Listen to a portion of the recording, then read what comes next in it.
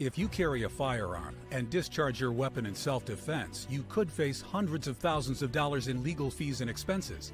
So carry the protection of CCW Safe, Self-Defense Legal Services membership. Upfront payment of all criminal and civil defense costs with no out-of-pocket for members.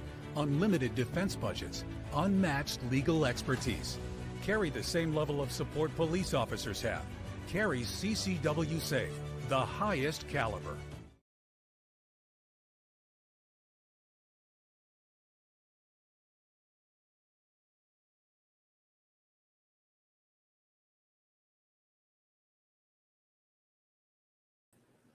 Hello, everybody.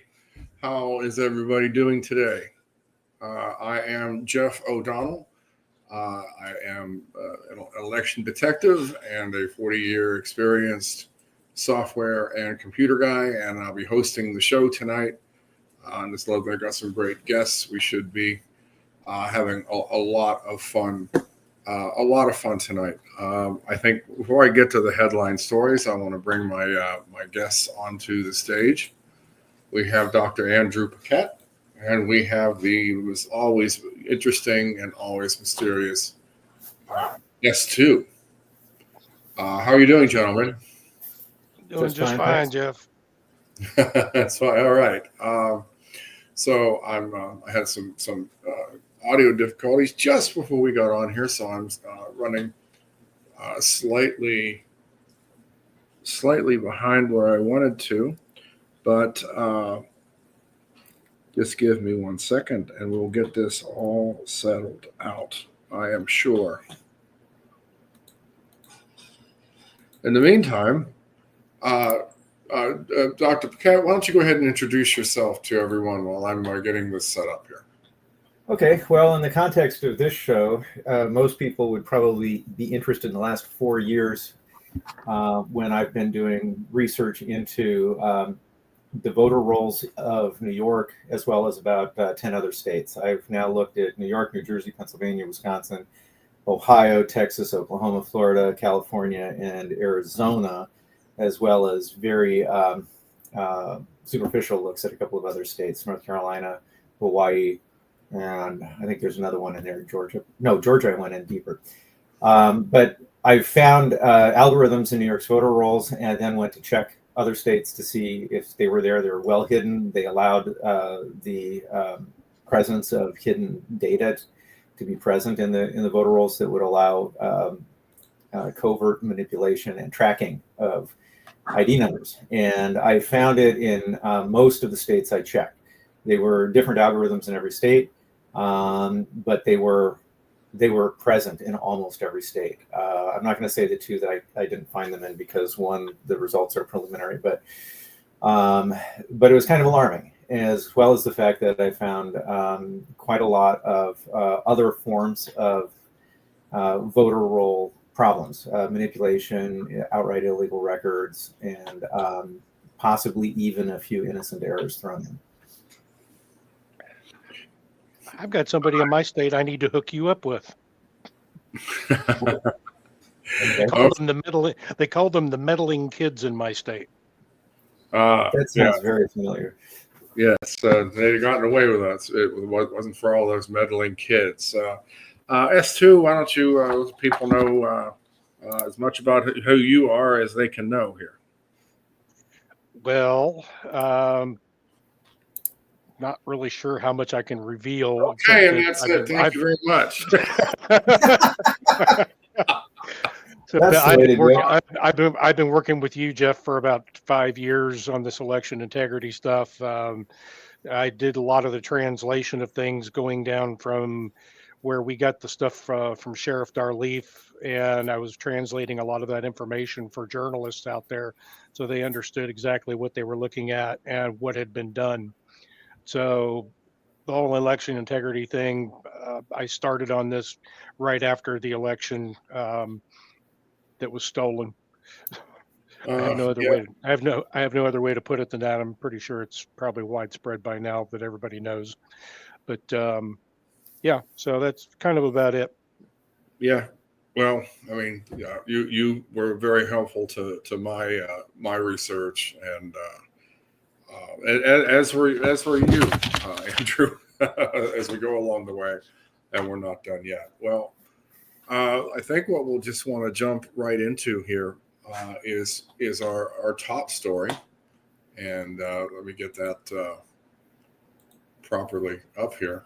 And that is, we have, as I predicted in March, an executive order that has something to do with our elections. Finally, let me get that a little bigger for you. There we go. So the Preserving and Protecting the Integrity of American Elections. There is more here than meets the eye. When I first read it, just skimmed through it, I was initially a little underwhelmed because there were some things that I was specifically looking for that weren't mentioned. But now I realize that what's building here is a framework, in my opinion, that can now be built on. And I'd like to go over some of these things with the panel here. Just feel free to speak up about anything. But for instance, within 30 days of the order, the EAC shall take appropriate actions to documentary proof of United States citizenship, and state and local official record the type of document that was used as proof of their citizenship. This is a huge thing, and it relates, I think, directly to the problems that we've all seen in our some of the problems we've seen in our voter rolls. Go ahead. Thanks. This is something that I really like to see, and it was just as soon as I opened up the document, and it relates to something that was told to me by the Republican County Commissioner of a Board of Elections near where I live, when he was asked by Marley Hornick, then of New York Citizens Audit, how do you vet your mail-in registrations? And he said, we don't. We just trust them. So she said, are you kidding me? You mean when you get a mail-in registration and it ticks the box saying I'm a U.S. citizen, you don't do anything to check it? And he said, there's nothing we can do to check it. There's no way to check it. They're not mailing their passports to us. So they just trust them.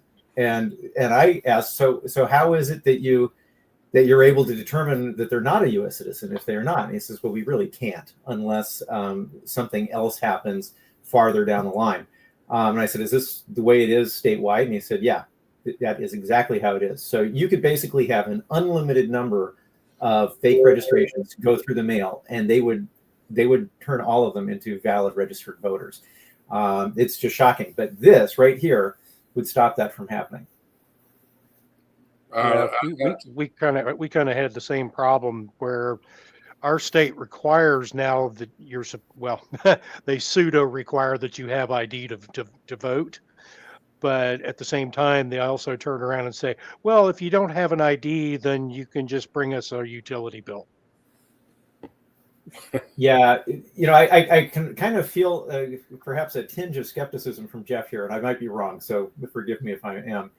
I suppose there probably are ways to wiggle out of this, but the mere fact that it's stating it up front that you have to have this, you have to have the document, is already a step in the right direction. I mean, there are other documents they're supposed to have, and I know for a fact they're forged documents. Okay, so if they do something like that, that would be very bad. But there are other things in this executive order where if they present forged documents, they will be audited because as I understand this, and Jeff, you can correct me because you've probably looked at this more in depth than I have, but they're going to go ahead and say, you have to do this. Then they're going to be audited to see if they did it. And if they didn't, then they'll get penalized by having funds withdrawn from the state. Am I reading that correctly, or is that what's going to happen? Yeah, so we're actually going to get to that as we keep going through this, and so we can stop. Okay. And let's go ahead, I guess, and go forward. But this certainly goes along with those of you who are watching last week. I discussed and we talked about the Help America Vote verification system, which is being misused or gamed in some way to establish identity for these people. So let's move on to the next part that I highlighted here. So in this particular case, I see it's the Secretary of Homeland Security ensure that state and local officials have, without the requirement of a fee, access to appropriate systems for verifying the citizenship or immigration status of individuals registering to vote who are already registered. This interested me because this essentially unlocks the vaults of each individual state.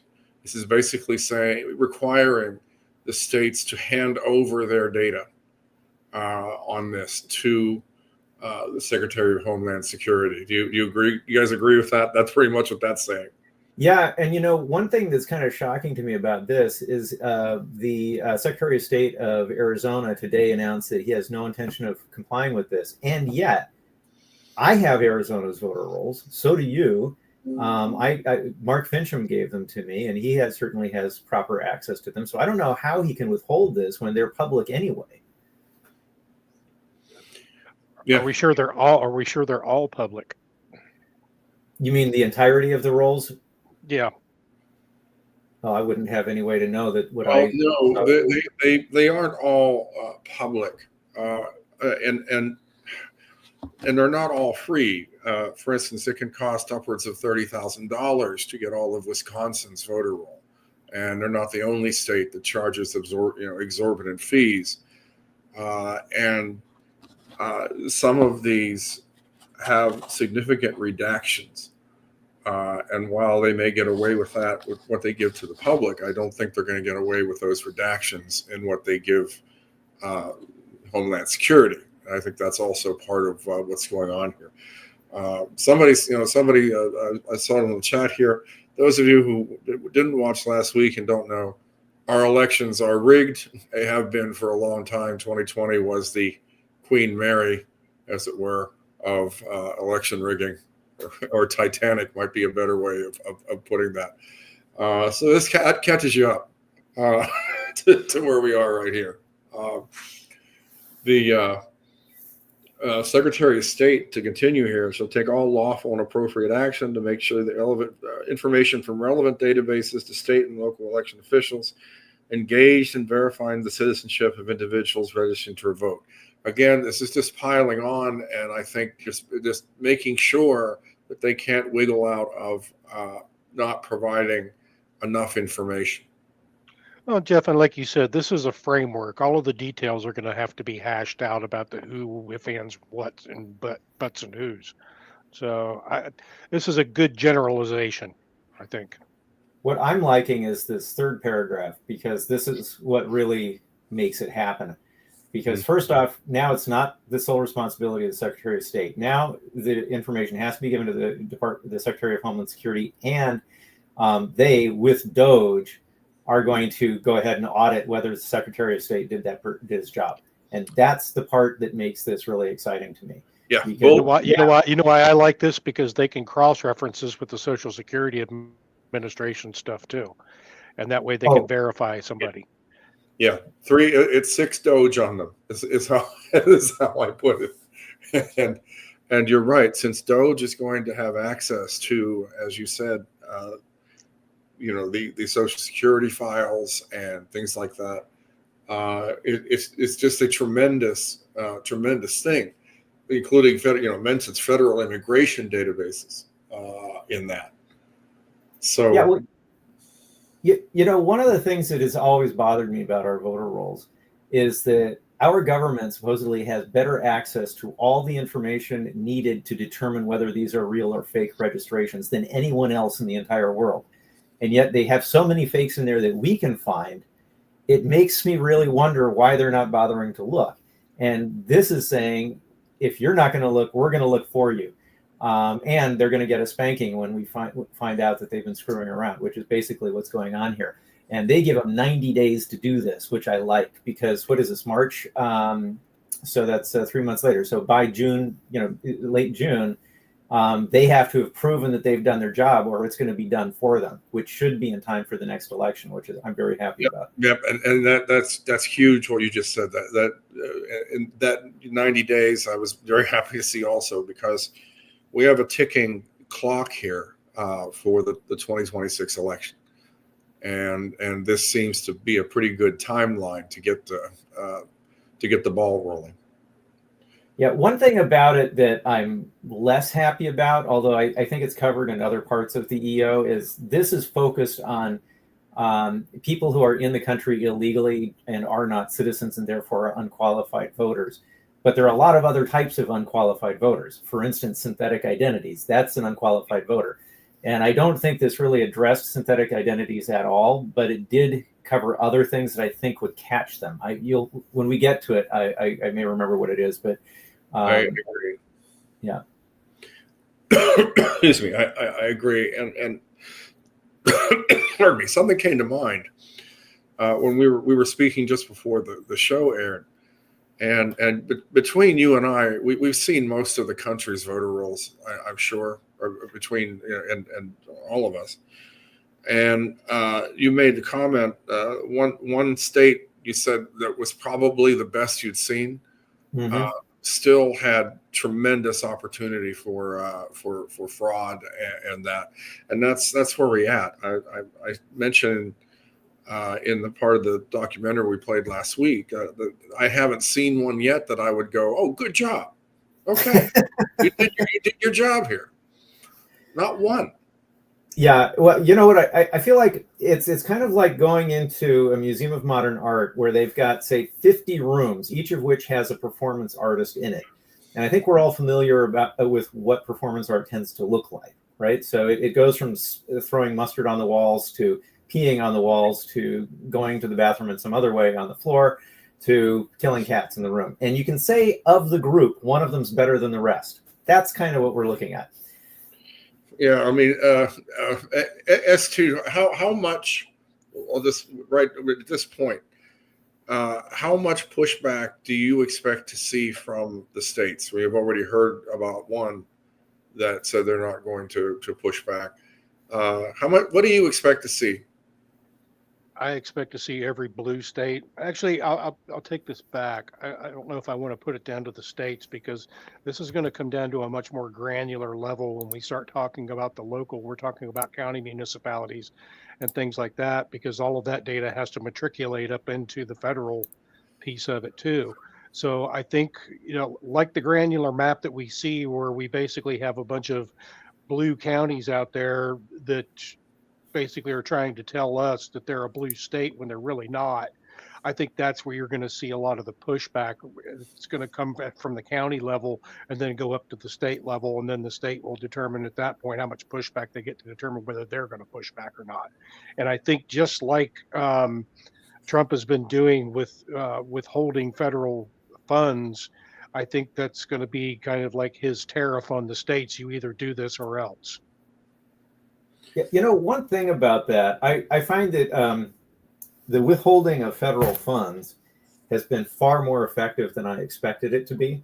It seems to me that the people who are cheating for a living, basically, and I assume this includes almost all politicians, they have multiple corrupt streams of revenue. So if you cut one off, I was imagining that they would have 9 others to take their place. And so it might be an inconvenience, kind of like not getting the cherry on top of your sundae, but you still get the rest of the sundae. But what's actually happening is quite different from expectation. They're complaining, they're saying they're not going to comply as if they've got some other source of funds. And then when he actually cuts the funds off, they're out of business and they're crying. And we've got all these places around the country that suddenly are having emergency meetings because when the money we were sending them is gone, it was so much of their budgets that they can't survive. So I have a feeling that this is going to be far more effective than it might look at first glance. Take California, for instance. Almost their entire budget is federally funded. Yeah. This is just crazy. The funny thing is, I don't know about you guys. I'm guessing I'm about the same age as Jeff, and I don't know you, so I can't say, but I grew up in the early 1970s. I was going to school in the early 1970s, and it didn't occur to me at that time how much of our money was going towards aspects of government that were thoroughly useless, that performed no function that did anyone any good at all. And now that we're seeing it strikes me that we have a lot of people in this country who are essentially useless members of our labor force. They are doing labor, but it doesn't really accomplish anything at all.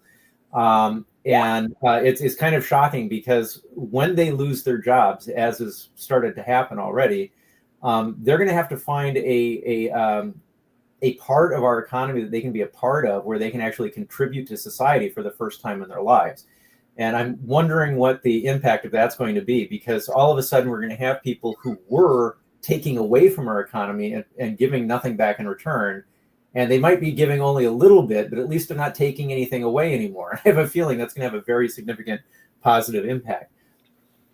Yeah, I moved us on to that section where the EAC will take appropriate action to cease providing federal funds to states who do not comply.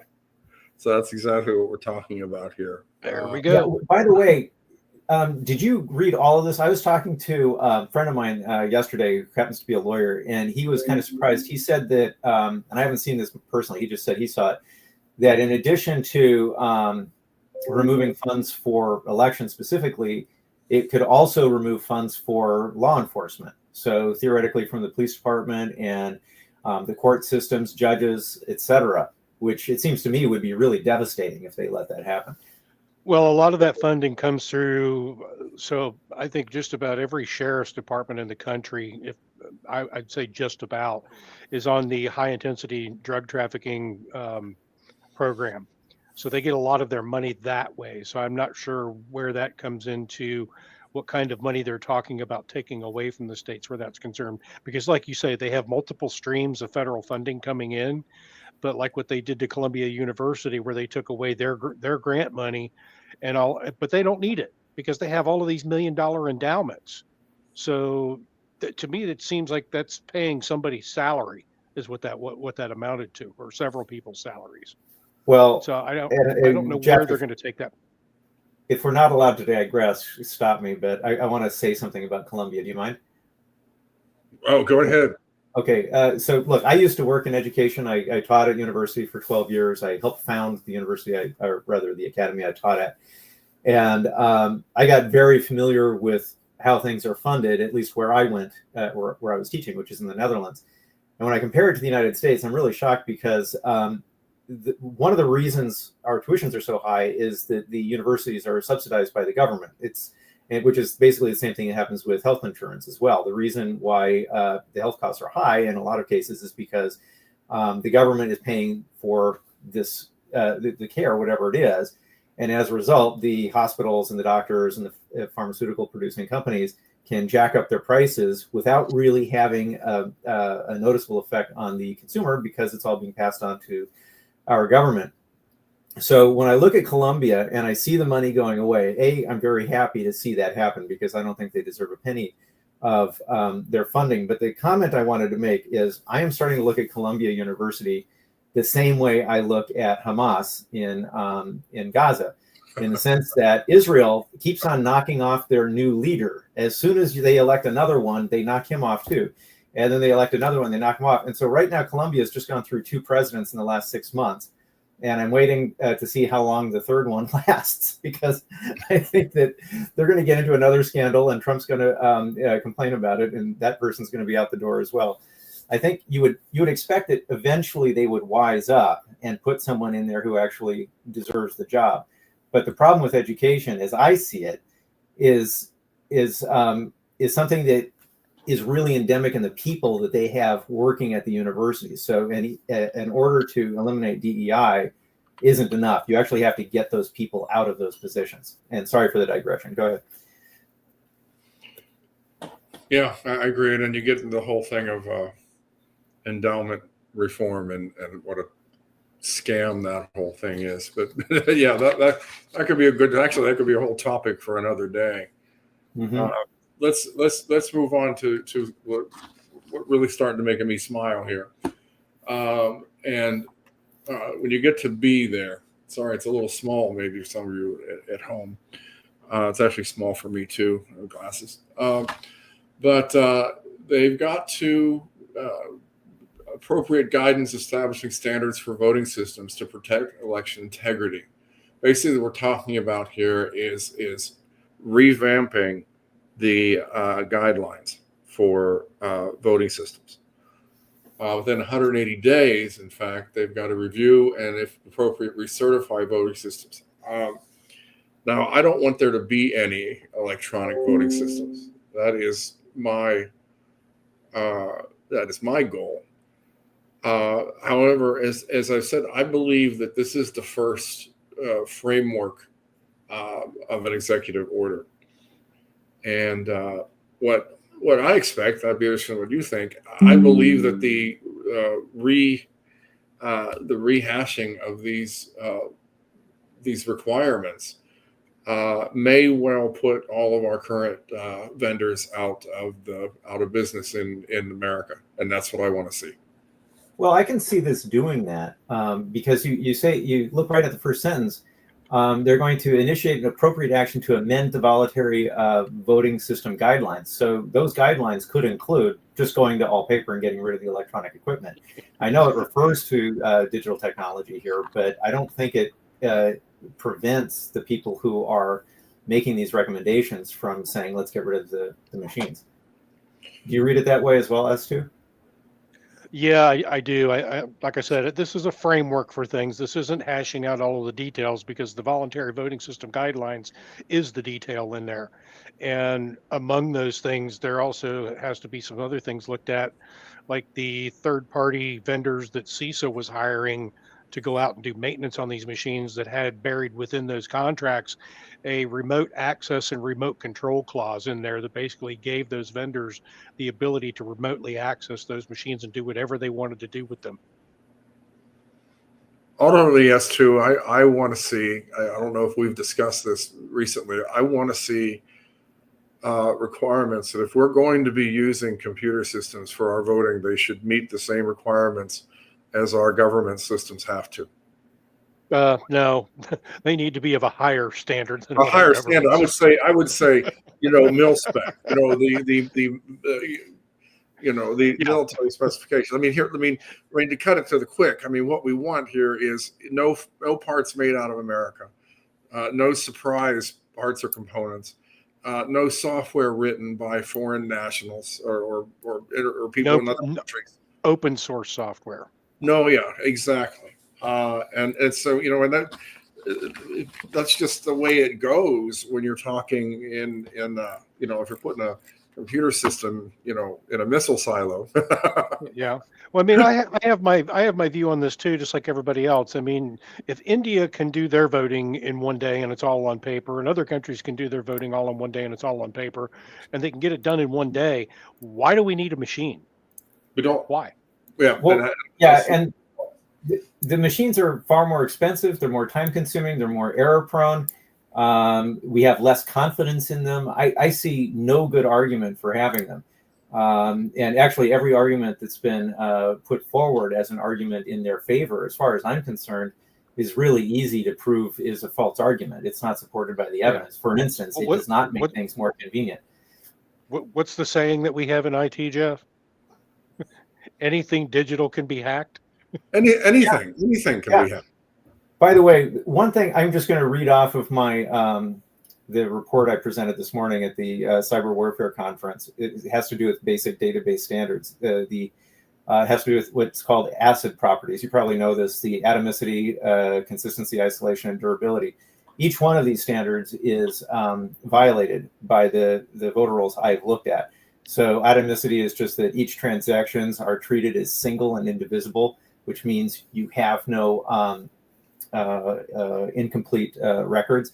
They're consistent, which means you can only transition from one valid state to another. So you don't have such things as default dates corrupting your data. Isolation, meaning you can't have simultaneous transactions taking place, so you don't get any duplicate or cloned records. And durability, meaning the files or the records, once they're immutable, they're part of the system. They're immutable. Exactly. And I think just looking at those four standards, which are actually a lower standard than what you guys are talking about, that would already be a significant improvement over what they have now. But yeah, I don't think they should have the machines in there at all. I think a computer is a black box. Anything can happen in it, and it makes it inaudible. I mean, the databases in both, whether we're talking the voter rolls or we're talking the actual election systems, which I've had the good fortune to see, none of them even go fit what is considered best practice for making these things, which is just ridiculous given the importance of what they do. Let's move to 5 because I love 5. Section 5. Section 5 is the ability to start punching down on some of these people. It allows them to take appropriate action. And it lists a number of things that people can do for violations, suspected violations, registered or voted despite being ineligible, or registered multiple times, which we've seen. Committed election fraud, which we've seen, committed false or provided false information on voter registration or election forms. How many Mickey Mouses have you seen signed up to vote? Intimidated or threatened voters or election officials, and otherwise engaged in unlawful conduct to interfere in the election process. Now, I love these. They are missing one that I would have liked to have seen, because I've seen it myself, and that is people who have voted multiple times. That is not actually specifically laid out there. Registered multiple times, yes. But then I think voting more than one time should be its own thing. I think committed election fraud covers what you just said. Yes, I do. But they were very specific about registering twice. I would have liked to have seen something there about voting twice, because, like in Wisconsin, I found 6,000 people who supposedly voted twice. Of course, they didn't. They maybe voted once, and somebody else voted, again. And then then you have people that have moved out of a state or out of a county, and they go and they register. This is a problem with the voter rolls that I think Andrew could speak to directly, is that you have people that move out of a county into a neighboring county where they have to re-register to vote, and they don't. So then what they end up doing is if you want to be criminal about this, you could go back to your other county and vote, and then go to your other county and vote, and then you've got 2 votes. Or same way with the state. We saw a big push for, I think it was back in 2022, where they were saying that they were going to flood our state with a bunch of blue hairs and have them move into this state and be here for the minimum amount of time that they needed to be able to register to vote here, and then vote here, and then go back to where they live and vote there in another state as well. I've seen that kind of. I have a very good story on that from New York. But one thing I wanted to say regarding this set of provisions that I think is missing, and it really bugs me that it's not there, because I don't think any of the ones that is here covers it, and that is, it doesn't deal with election officials who are committing these kinds of fraud. Okay, so if you have election officials or even a 3-letter agency that is inserting hundreds of thousands of fake registrations, so it's not a single person who's trying to help the local sheriff's race by throwing in an extra 10 registrations so he and his wife stay up late at night filling out fake registration forms, and then they hand them in to a complicit election official. And we all know this has happened. There are many, many cases I've looked at personally talking about these kinds of voter fraud prosecutions. And this actually is the kind of thing that the media exclusively refers to when they talk about voter fraud. It's always one person who has, maybe with one collaborator, done a one-off where they've committed registration fraud 3 times or 8 times or 10 times, but not 100,000 times. Okay. And it's always for local small elections. The biggest case I ever saw was actually semi-big, was a drug dealer in California who, I think it was, he paid off 8,000 homeless people to get their registrations. But it was in a race that where 8,000 was actually not as significant a number as it might seem at first glance. But the thing is it doesn't deal with election fraud, where the officials themselves or somebody unknown to the election officials is actually infiltrating the system and causing fraudulent records to be created. That is where the real problem is. I don't see any way the algorithms I found to have been inserted unless something like that happened. And the same thing goes for New York having 1.47 million registrations in the books as of 2022. I just don't see that being as possible with a bunch of individuals, because that would be essentially saying that 1 out of every, I think it's 11 or 12 people in the entire state is committing election fraud. That's just not happening. There are too many honest people for that to be the case. So that aspect of this needs to be dealt with, because that really is the big problem. It's the people with access, not the people who have to commit some kind of strange shenanigan to get in there to do it 3 times. Well, again, as we said, this appears to be a framework, and hopefully we and maybe some other people watching can help make sure that these cracks, some of them pretty big cracks, are filled in within the next few months as we get, as this really starts to get rolling. But it's a good start in terms of starting to hold these people to account. And you're absolutely right in that, as I said, when you have 6,000 people voting twice, you don't have 6,000 dishonest people who go through all of the hoops and danger necessary to actually cast 2 votes and get away with it. That's the only ones we know about. That's only a subset of what was easily findable. There has to be something institutional allowing this or actually encouraging this. Yeah, and by the way, I don't want to take away from the good aspects of this by complaining about that one thing. You are right. It is extremely good that this is directing the Attorney General to commit prosecutions. And by the way, S2, that icon you're using for yourself gets funnier every time I look at it. Okay, go on. They change with every show. Yes, I love it too. I meant to say something. If we move on, there's more to this. I'm trying to hit the highlights.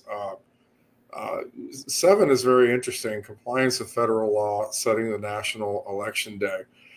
This is on the surface of it, trying to stop the whole thousands or tens of thousands or whatever of mail ballots dripping in after election day, which anybody who lives in Pennsylvania and a couple other places, ears should have just pricked up when I talked about that. But I'm really hoping that this is maybe a precursor to I want no excuse absentee balloting gone. Okay, that is something that has to happen if we're going to have fair elections, and I'm hoping that sort of this cuts them off at the one end, at least, and shows us that they're thinking about them. One thing about this always drove me crazy and I shouldn't say always, because it's only just started happening in the last couple of years. Until 2020, I've never heard of it occurring. But I used to watch the Tour de France every year up until the various doping scandals kind of turned me off. But up until then, I liked watching it. And when I saw people letting elections go on beyond election day, to me, it made me think of the Tour de France and changing the finish line. It's like, oh, you know what? Our guy hasn't won yet, so let's just move the finish line from Paris to Madrid. And he still hasn't made it. Let's move it to Morocco or someplace. Let's just keep on doing that. It's ridiculous. I don't know how they even made this look sensible to people who are supporting it. I have a few friends who are definitely quite liberal, and they got behind all of those weird measures. And I was thinking, how on earth does this work without hypnosis, mind control, and hallucinogenic drugs? Because it is so obvious that you need to have a finish line, and that finish line is election day.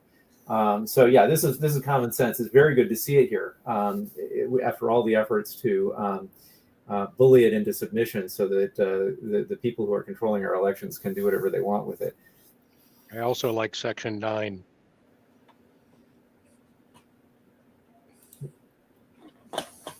There's your Section 9. basically taking the changes that Biden or whoever is pretending to be Biden made to our elections, revoking them completely. Yeah. I'm kind of curious what's going to happen with all these orders signed by that auto pen. As obvious as it seems in retrospect, it was pretty shocking when that news first came out. I've always felt that Biden was never the lawfully elected president, and therefore everything he did could basically be made to go away. But the auto pen makes that even more clear, and I think it gives an easier legal avenue to accomplish that goal.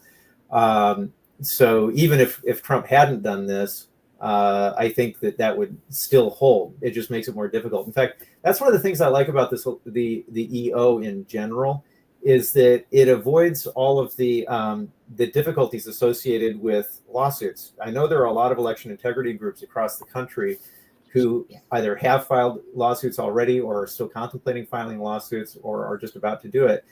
And the thing is, you're going to get variable results. You're going to get a victory in this state and not in that state, or in this county but not the neighboring county, and that's going to create ambiguity. But the executive order here is basically like winning all of those lawsuits, and now they get to file their appeal. So their reaction to the EA is the appeal, but it's after all of the lawsuits have already been won by our side. That I love. You want to hear another little aspect of that auto pen thing? Yeah. Biden appointed 15 judges. Don't tell me one or two or three or four of them are these guys who are getting in the way of Trump right now. Okay, I won't tell you. Yes. Oh, are they? Yes. And don't forget Boasberg being the main one. Boasberg being the main one. Yeah, are we talking about the guy who looks kind of like a ghoul who was just exhumed from his grave? Yeah. I call him Lurch. Yeah. No offense. I mean, growing old is not always as easy for some people, but I'm especially when you're an evil bastard. Yeah, I'd like to see that challenge right away. I'm kind of surprised it hasn't. It's coming. I'm sure it's coming. Yeah, I think so too. I just want to back up quickly. 8 is important also because it prevents foreign nationals contributing or donating to United States elections. That's awfully vague. I can't wait to see that get fleshed out into detail because there's a million ways they slip money into the system. Well, this would get rid of Act Blue and Win Red right away. At least I would assume so. No, because those are quasi-domestic organizations. They're just payment processors. Well, yeah, but they're processing money from foreign locations, and that has been proven, as I understand it, by Doge. In fact, they're used primarily for bringing money in from foreign donations. And by the way, I don't know about you, but in New York, we did look into the smurfing business, and it's every bit as prevalent here as it is everywhere else that anyone's bothered to look. It's really shocking. Little old ladies living in ramshackle houses who supposedly gave $2 million to in like 800,000 individual payments over a 2-year period. It's just crazy, the kind of stuff that's going on. But I don't see how Act Blue survives this, even if they are incorporated in America. What do you think about that, Jeff? I agree, and it's kind of why I said it the way that I said it. We've seen many things, including I don't remember if you just mentioned the word, the smurfing that's going on. And I think that's maybe part of what you're thinking about whenever you're talking. Yeah. Those who don't know, smurfing is taking a large amount, larger than someone is allowed to donate, and splitting it up amongst hundreds or thousands of individuals who may not even know that they are giving a donation. It just uses them to go through. Sometimes those donations even end up in different states than in all over the place. That when we say smurfing, that's what we're talking about, or I am. Another thing about this that I just thought of while you were talking anyway, is how would they look at money that came from U.S. aid, so that's United States money, that goes overseas, where it's now foreign money, and then comes back here, And that's is why now foreign interference? that's why I want more detail, because I want to know. They need to define. What's the word there? Foreign nationals from contributing and donating. They need to define the roles of those foreign nationals. In other Because words, I'll tell you, I'm sorry. Any Yeah. is how you define that. any is how you define that. Yes, Yeah. I want exactly. It should be. In other words, it's not just if they gave the money. If they were involved in any process of giving the money, that should trigger. Yeah, because what that would mean is, for instance, Zelensky would be in a lot of trouble of Ukraine, because he's already in trouble. What's that? He's already in a lot of trouble. I think that guy is basically said to Putin, "Please shoot me." He's a walking corpse. Yeah, but anyway, but as far as this is concerned, he and other people like him in other countries who've been receiving money from the U.S. and then laundering it back to our politicians. Foreign interference, I think, would qualify, or that term would apply to people who give that money to our own congressmen as basically kickbacks. And because they're elected officials, that could be looked at as interfering with elections as well. Absolutely. Yeah. Anything like that is going to be an in-kind contribution, no matter, at the very least, in what they do. So I would like to see this. Actually, I would like to see every election campaign finance dollar pass through.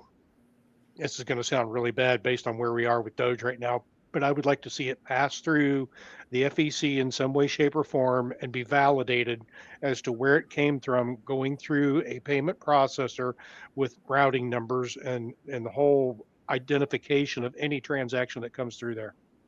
You know, I'm going to just say something that's going to sound totally screwball, and you guys will totally lose respect for me at this point, but I'm just going to say it anyway.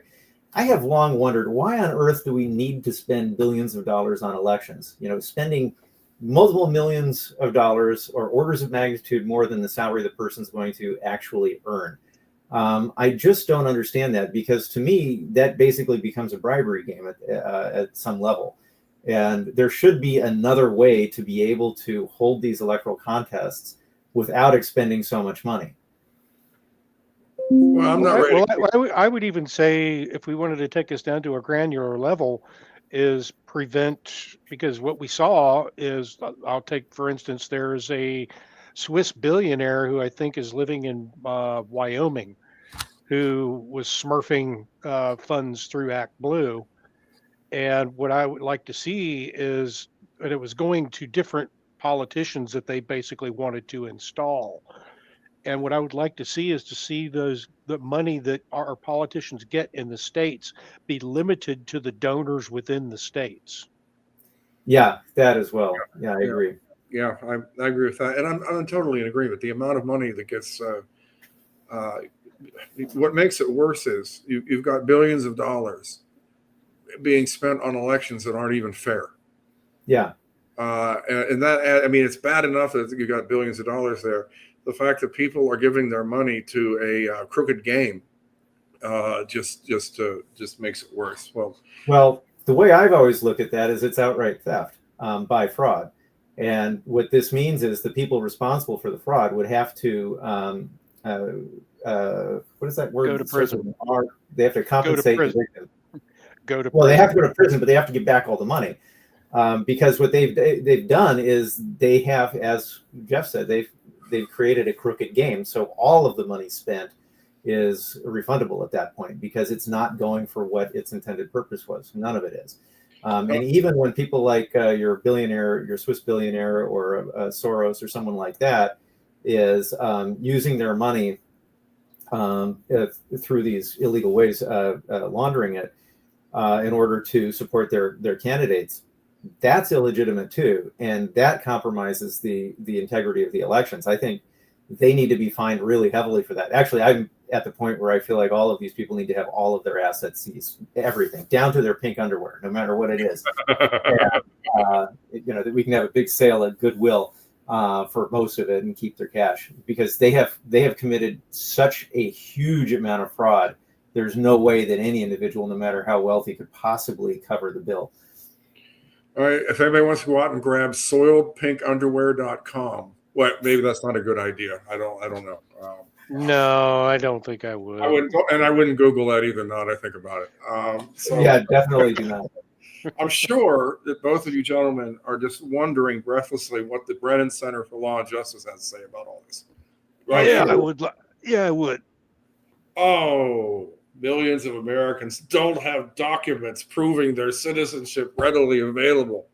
I've got my passport sitting 3 feet away from me, just for the heck of it.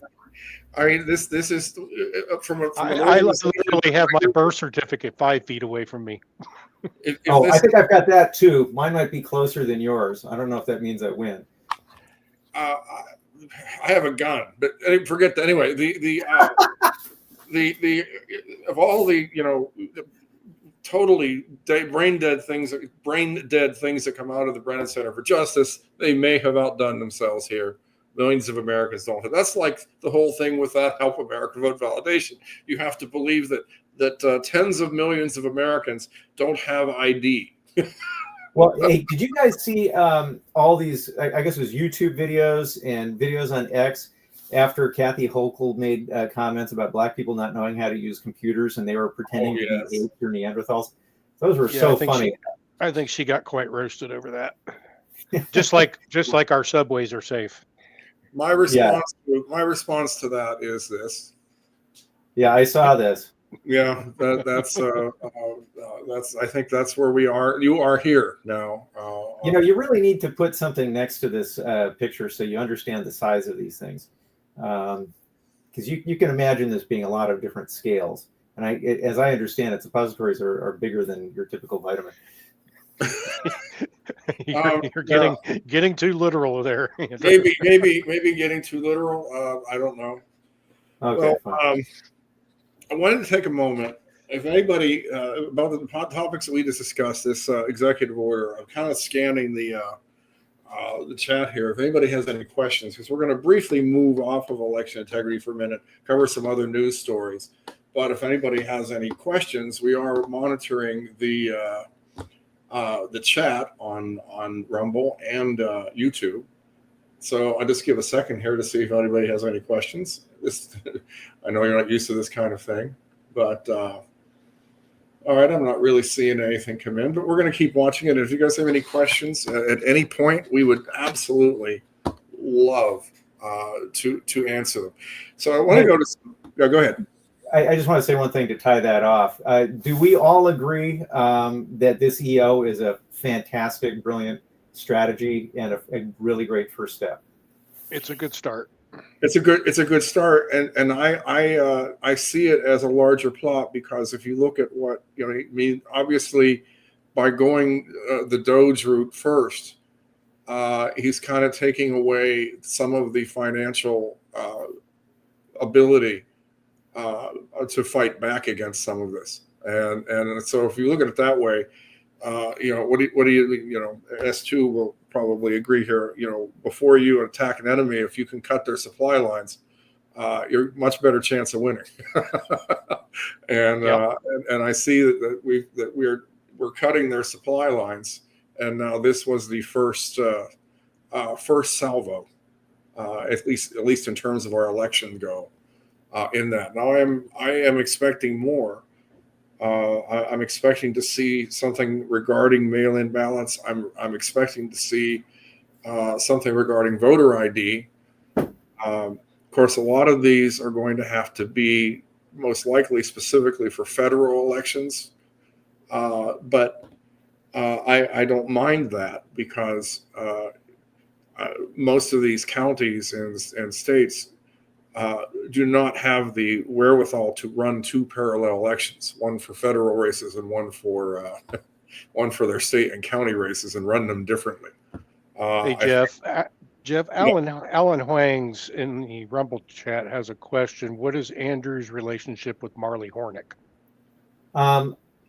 I first started looking at election integrity back in 2021, I think it was. Yeah, at the end of 2021. when I joined New York Citizens Audit as their research director, their first research director, I think. And after about a year and a half of that, maybe 2 years, I got really burned out physically. And so I decided to leave the group. So I was basically talking to Marley on a nearly daily basis for about a year and a half or two. But when I left the group, they wanted to keep the information that they were dealing with private. So they basically couldn't talk to me after that because they couldn't say anything to me without revealing whatever it was that they were doing. So I haven't spoken to her since I left. Yeah, the organization that I was involved with, we were involved with Marley as well. And my understanding was I think they were having some problems with leakers at one point in time, or infiltrators. I remember that we had some people that where that was a concern. I didn't get a chance to look at it carefully enough to really know for sure if that was the case or if that was just a false alarm. I know for a fact because I was asked to look into it. Oh, okay, yeah, fine. That was not so much above my pay grade, but it like in a different part of the organization, so I didn't really look at it. But that makes sense. To verify a clarifying question that came up on there, right now you have no relationship at all with Mary. Yes. I've had zero contact with NYCA for a couple of years now. Okay. All right. And you know, that happens. It kind of gets into something I'm going to talk about a little later, I think. And that is during these last 4 or 5 years, you know, alliances have shifted. People have shifted working with people, you know, different people sometimes and working with others. You know, I still get asked all the time about, you know, about Mike Lindell. And, you know, I haven't worked with him in over a year now. I did for a while, and then we just kind of moved off in different directions. And that happens a lot. That's happened a lot. It isn't necessarily a bad thing. There are cases where, you know, that I've seen where groups have split, and each of them then has done good things in different directions. So it's just sort of kind of thing that happens when you're. There was no manual I checked for saving your country from fraudulent elections. You know, nobody has ever written that how to do that. And that's kind of what I saw too. Probably not within the last 2 years, but the prior 2 years to that, when we were just starting to wake people up to what was going on, and you had people that were purposely going out there trying to dilute people's efforts. And that was when we started realizing that we had to start running this like a military operation. We had to have that same kind of discipline, that same kind of OPSEC going on. And at the same time, while we had this big group, as an example, we had this big group, we would see factions of it split off and basically turn into their own little guerrilla force, so to speak, where they could go in and get out quickly and accomplish what they needed to get done. So, well, you know, on that subject, I'm not going to get into details, but I was made aware recently that my algorithm research was promoted by one of these factions and suppressed by another one. So I and this is someone who had wanted to reach me and put me in touch with a few people who had tried to reach me earlier but were put off by people getting in the way. And the reason is because there was some other strategy that other group wanted to pursue. And as far as I'm concerned, anybody who's helping is helping, and that's good. And there are enough venues to bring our complaints and enough opportunities to utilize our various strategies that it's actually pretty easy to do all these things simultaneously without stepping on each other's feet, which is something that I've seen all over the place. Did you just agree with that? Yes, I did. Yeah. I mean, I agree in principle, but I think by the end of this show, you'll see that I think there are exceptions. Alan Huang has another question. Is Andrew reproducing his algorithm finding talent into others? I have found algorithms in other states. And No. He's asking the question, are you teaching other people how to find it? It's funny. I tried to with a number of people, including. Well, I don't know if that counts with. Not With me. Yeah, I was going to say it, but I didn't want to. But the thing is that most of the people I talked to, for some reason, it didn't take, or at least I don't have any evidence that it did.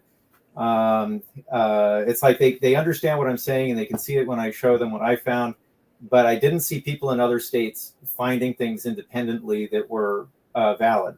I've heard about one that might be valid, but I haven't seen it yet, so I can't really say. But I did have a lot of conversations. I had conversations with people in Illinois, in Ohio, in North Carolina. I want to say Georgia, but I'm not totally sure about that. And a couple of other states. And I never really saw a lot coming out of it. Now, Jeff and I talked about this a lot, and he actually he was quite helpful in a number of ways. But I don't know that I ever saw you go into looking for the ID number algorithms the way I did. Am I right about that? I think that's absolutely true. I guess you'd best say I go in and I look for the precursors to them because you know what I mean by that. There are things in there that point to the fact that they are. But I think it is simply, how long did it take you to get a handle on what you saw in New York from the first time you said, this doesn't look right, to holy cow, I can actually kind of quantify this? It took you years. Yeah, it took me 2 years to go from spotting the spiral algorithm to solving the spiral algorithm. And along the way, there was a guy who doesn't, by the way, I have to take my jacket off. I am getting so hot in here. There was a guy on the NYCA team who did make 2 meaningful contributions to that, but he doesn't want to be named, so I don't talk about him too much. But it took 2 years. And the other states I looked at, New Jersey took a couple months to solve, which was pretty fast, I think. And in the other states where I found them, which is Ohio, Texas, Arizona, a few other places, those usually take about 3 to 4 weeks to find and define so that someone else can be reasonably assured that there is an algorithm there, but not solved. Because solving them is a much harder process than just finding them and being able to describe what they look like. What about the introduction of AI into this equation, where AI could, and using something like, AI in general with GPU computing, that could actually solve these problems a lot faster than, say, just the human talent with being able to do this? I would say it's the reverse. AI is horrible at doing this. I've tested it, and it can't see anything unless I lead it by the nose, and then it only sees exactly what I tell it to see. And I asked a couple of different AIs, Claude and Grok, why this is, and they both said it's because we are trained to see certain things. And if it's novel or unique or something that we haven't been trained to see, we're not going to see it. We're not going to look there. Now, I think that eventually AI might get to the point where they can creatively look for things like I'm looking at them. And actually, a friend of mine just asked me to start trying to figure out how to do that, how to train an AI in order to see these things the way I do. But take the last 12 years of election data. Yeah, well, that's actually another problem, is that even when you're a paid subscriber, they have data limits. And in some cases, you literally can't see the algorithm unless you can see the entire data set, which exceeds the data limits. So it can't see them for that reason alone. But my impression is that they're great at pattern recognition if it's a pre-existing pattern that they're familiar with. Otherwise, they're hopeless. Does that make sense to you, Jeff? Yeah, and I would agree with that. Not that things couldn't change in the future, but you would have to do so much training of the algorithm. All right. Well, if you guys don't mind moving on just a bit, we can come back to some of this stuff in a little bit. But I kind of want to get your ideas on some news stories of the week. Let's start out with let's see this one. J.D. Vance, of course, went to Greenland today, or has gone to them in the last few days, and telling them that they'd be better as being part of the United States. And I happen to agree with the strategic value of Greenland, but I'd love to know if either the other two of you have an opinion on this, which started out, which I thought might have been a joke, and now apparently is serious as a heart attack. I've always thought this was serious, and I love it. Same thing goes for the Panama Canal, and I'm a little less happy about Canada, but I can understand it. But Greenland is fantastic because, number one, they are independent of Denmark. Their relationship with Denmark allows them to make their own decision on this, even though they are nominally connected. The territory is absolutely strategic. The population density is so low that it's actually affordable for us. And also, because the balance of resources is such that America can actually meaningfully improve the living conditions of the people in Greenland. And they can do that. We can do that just basically with what we already have without exploiting any of their resources at all. So it makes a lot of sense to me as a deal. The only thing is, though, that it works so long as President Trump or someone like him is in office and we have an honest Congress, et cetera. Because if they wound up getting saddled with somebody like Joe Biden and the auto pen 10 years from now, they'd be screwed. What do you think about Greenland, S2? So for me, I'm not so much concerned about their resources rather than their military advantages. There's an extreme military advantage there because it keeps Russia from being able to come around. The other point of it is, from a supply chain standpoint, we have better openings to shipping lanes rather than going around long elongated routes.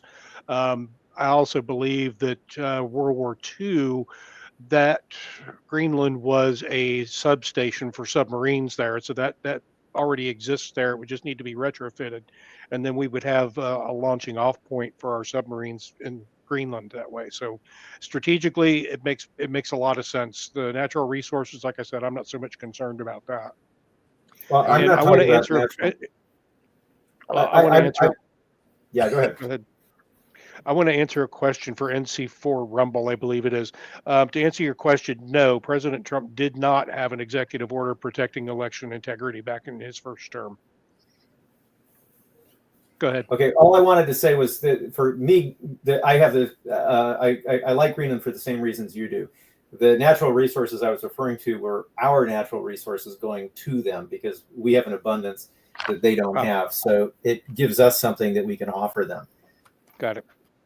I put this on here because I thought it was interesting, and it was something that President Trump said. Greenland's very important for the peace of the world, not us, the peace of the entire world. I think Denmark understands it. I think the European Union understands it. And if they don't, we're going to have to explain it to them.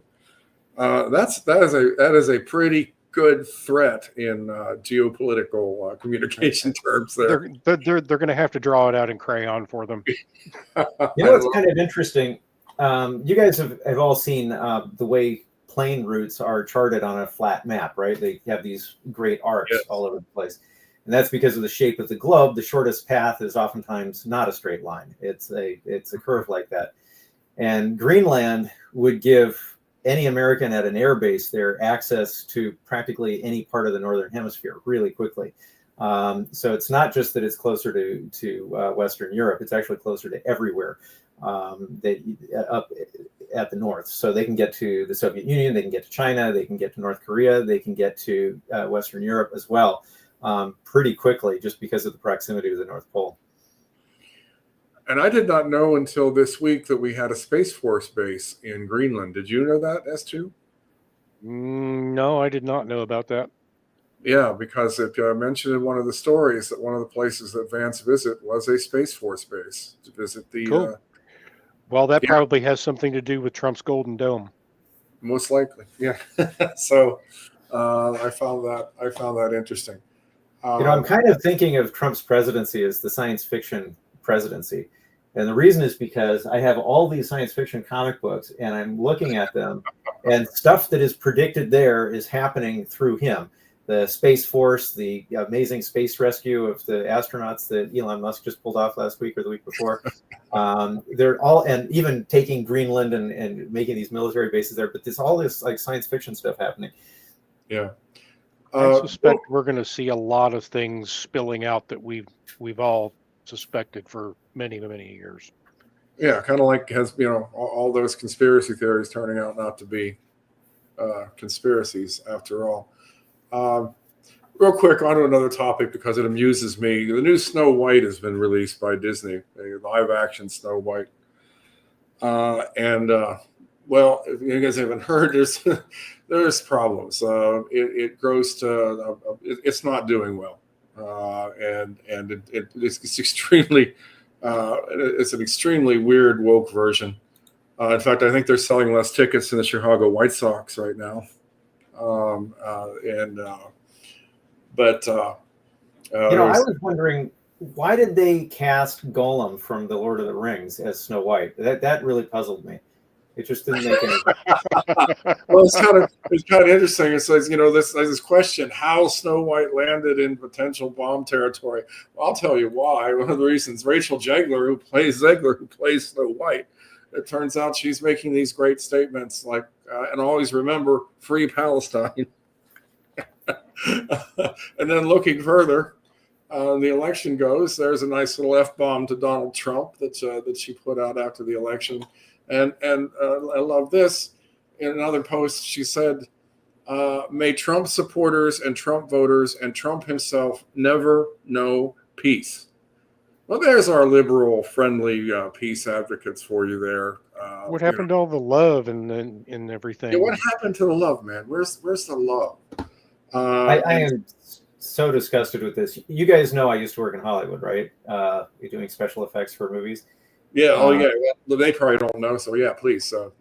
Yeah. So one time right after the 9/11 attacks, I was driving into work.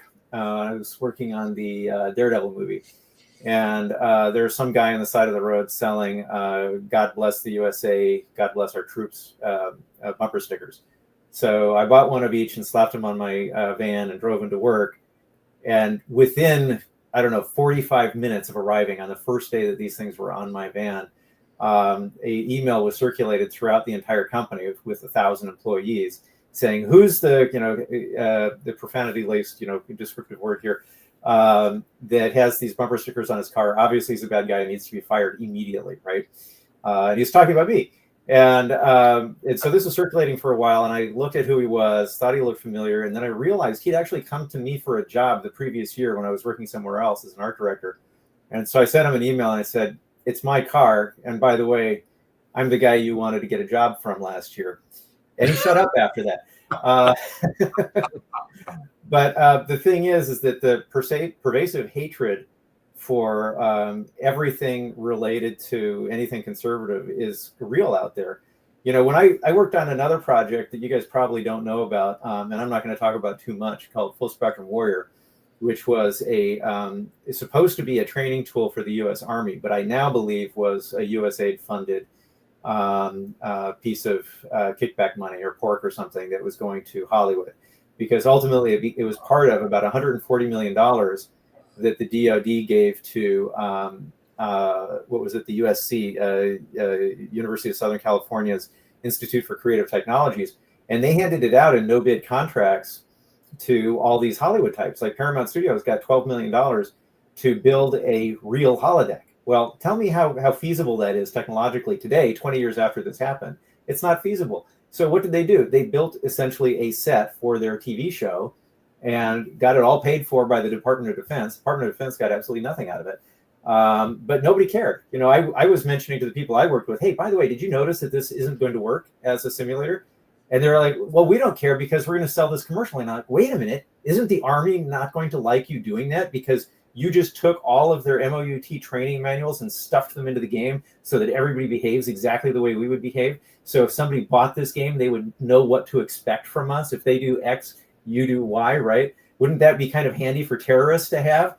Why are you thinking of selling this commercially? And they're like, we don't care. We don't care what the Army thinks.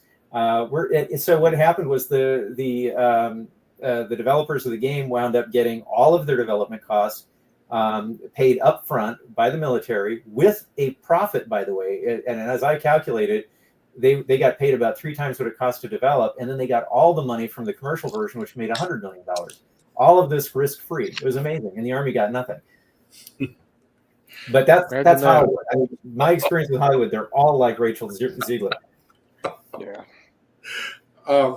Real quick, we do have our friend NC4 Rumble there. This does bring a memory. There was an EO. It was an emergency declaration. You conduct an assessment within 45 days of any foreign influence into the election. I posted that report in the Signal chat earlier this week. Yeah, but of course that helped a whole lot, didn't it? Anyway, veering back into the election thing, there's a number of people, including me and others, who are wondering what the effect of our issues with Canada, as well as this and future EOs, are going to have with Dominion, which of course is a company headquartered in Canada. And it'll be interesting to know if for instance, if the tariff sanctions, whatever Canada wants to try to do to us, would also include them. Any thoughts on that, gentlemen? The first thing that comes to my mind is, if we've got their premier saying they're going to inflict as much pain as possible, and Dominion is a Canadian company, we immediately have to get rid of Dominion right now. And I would think that statement right there is all the justification that's needed. But then you combine that with the EO from last week, and that's all that you need. So you put the two together, it's a no-brainer. The Dominion systems have to go, period. Well, I talked about this a little bit last night when I was on with Chris and Jeff and not Mike. I forget who else was on. But I talked about this a little bit last night. And even though Dominion is based out of Canada, there's been some interesting revelations about that in that, okay, so we know that Hugo, the software Scorecard and Hammer was written for Hugo Chavez down in Venezuela. So we've been seeing lately that Trump has basically been declaring war on Venezuela. And revelations that I've come across here lately is that Cartel del Sol, who is one of the major cartels down in Venezuela, they move about 20 to 40 metric tons of narcotics a year up through our borders. And what I found out through this is that Cartel del Sol basically runs the Venezuelan government. Maduro is their puppet. And all of the TDA folks that they were sending up here, they are basically the foot soldiers for Cartel del Sol. So when we look at who actually owns Dominion, we know that China owns a good share of it because they pumped about $400 million into Staple Street, who ended up acquiring Dominion at some point. So we had Sequoia that began the whole thing.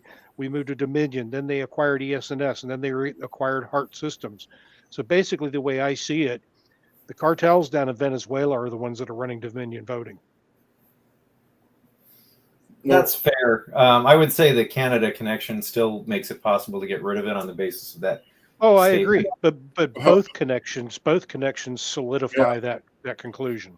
Actually, one thing that you said makes me think of something else that I've been wondering ever since I was a teenager, and that is, why have we not yet literally gone to war with the cartels? I mean, why have we not said to the governments of El Salvador and all those other countries that they're coming from, you know what, you haven't done anything about this. It's a huge problem for us.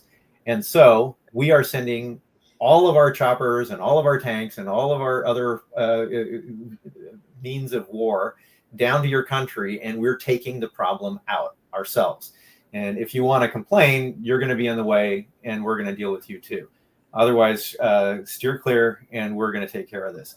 Why have we not done that yet? It's something that it should have happened a long time ago. And I think, actually, I'm a little hopeful that Trump is thinking that way also because of all the troops I'm seeing down at the border with Mexico. I think that's basically a threat saying, you take care of it or we will, because they're right there available across the border at any time. That has a lot to do with the CIA's involvement with the cartels. So the cartels are basically a CIA construct. They've been doing business with the cartels for years. The money that I'm talking about, or the narcotics that I'm talking about that comes up through Venezuela, they go up to the cartels, and the cartels process it and bring it across. It did so. Cartel del Sol is the ones that do that. They send it up to the cartels, and then the Sinaloas, the New Jalisco cartels, those folks are the ones that bring it across our border here. And until those cartels are designated as a foreign terrorist organization, respecting the sovereignty of another country, I think, is where the sticking point is. That and our involvement with our CIA's involvement with those cartels over the years. They basically had an agreement where, okay, you don't come over here and start killing American citizens, and we won't come down there and start killing you. So it's a lot more complex than that, and I would have to prepare for a show just to talk about that for people to be able to understand how that works. If you don't mind my asking briefly, because you've just told me you need to prepare for it to actually answer questions, but is it possible to have a top of the head reaction to the fact that Trump has put our military assets down at the border now in relation to this issue?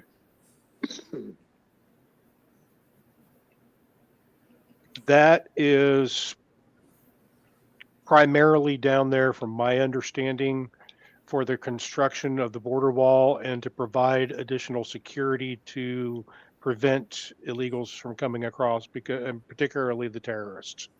We know that there's been at least 1,000 terrorists that have been let into our country. They came across the border, surrendered, said, "I'm here for asylum."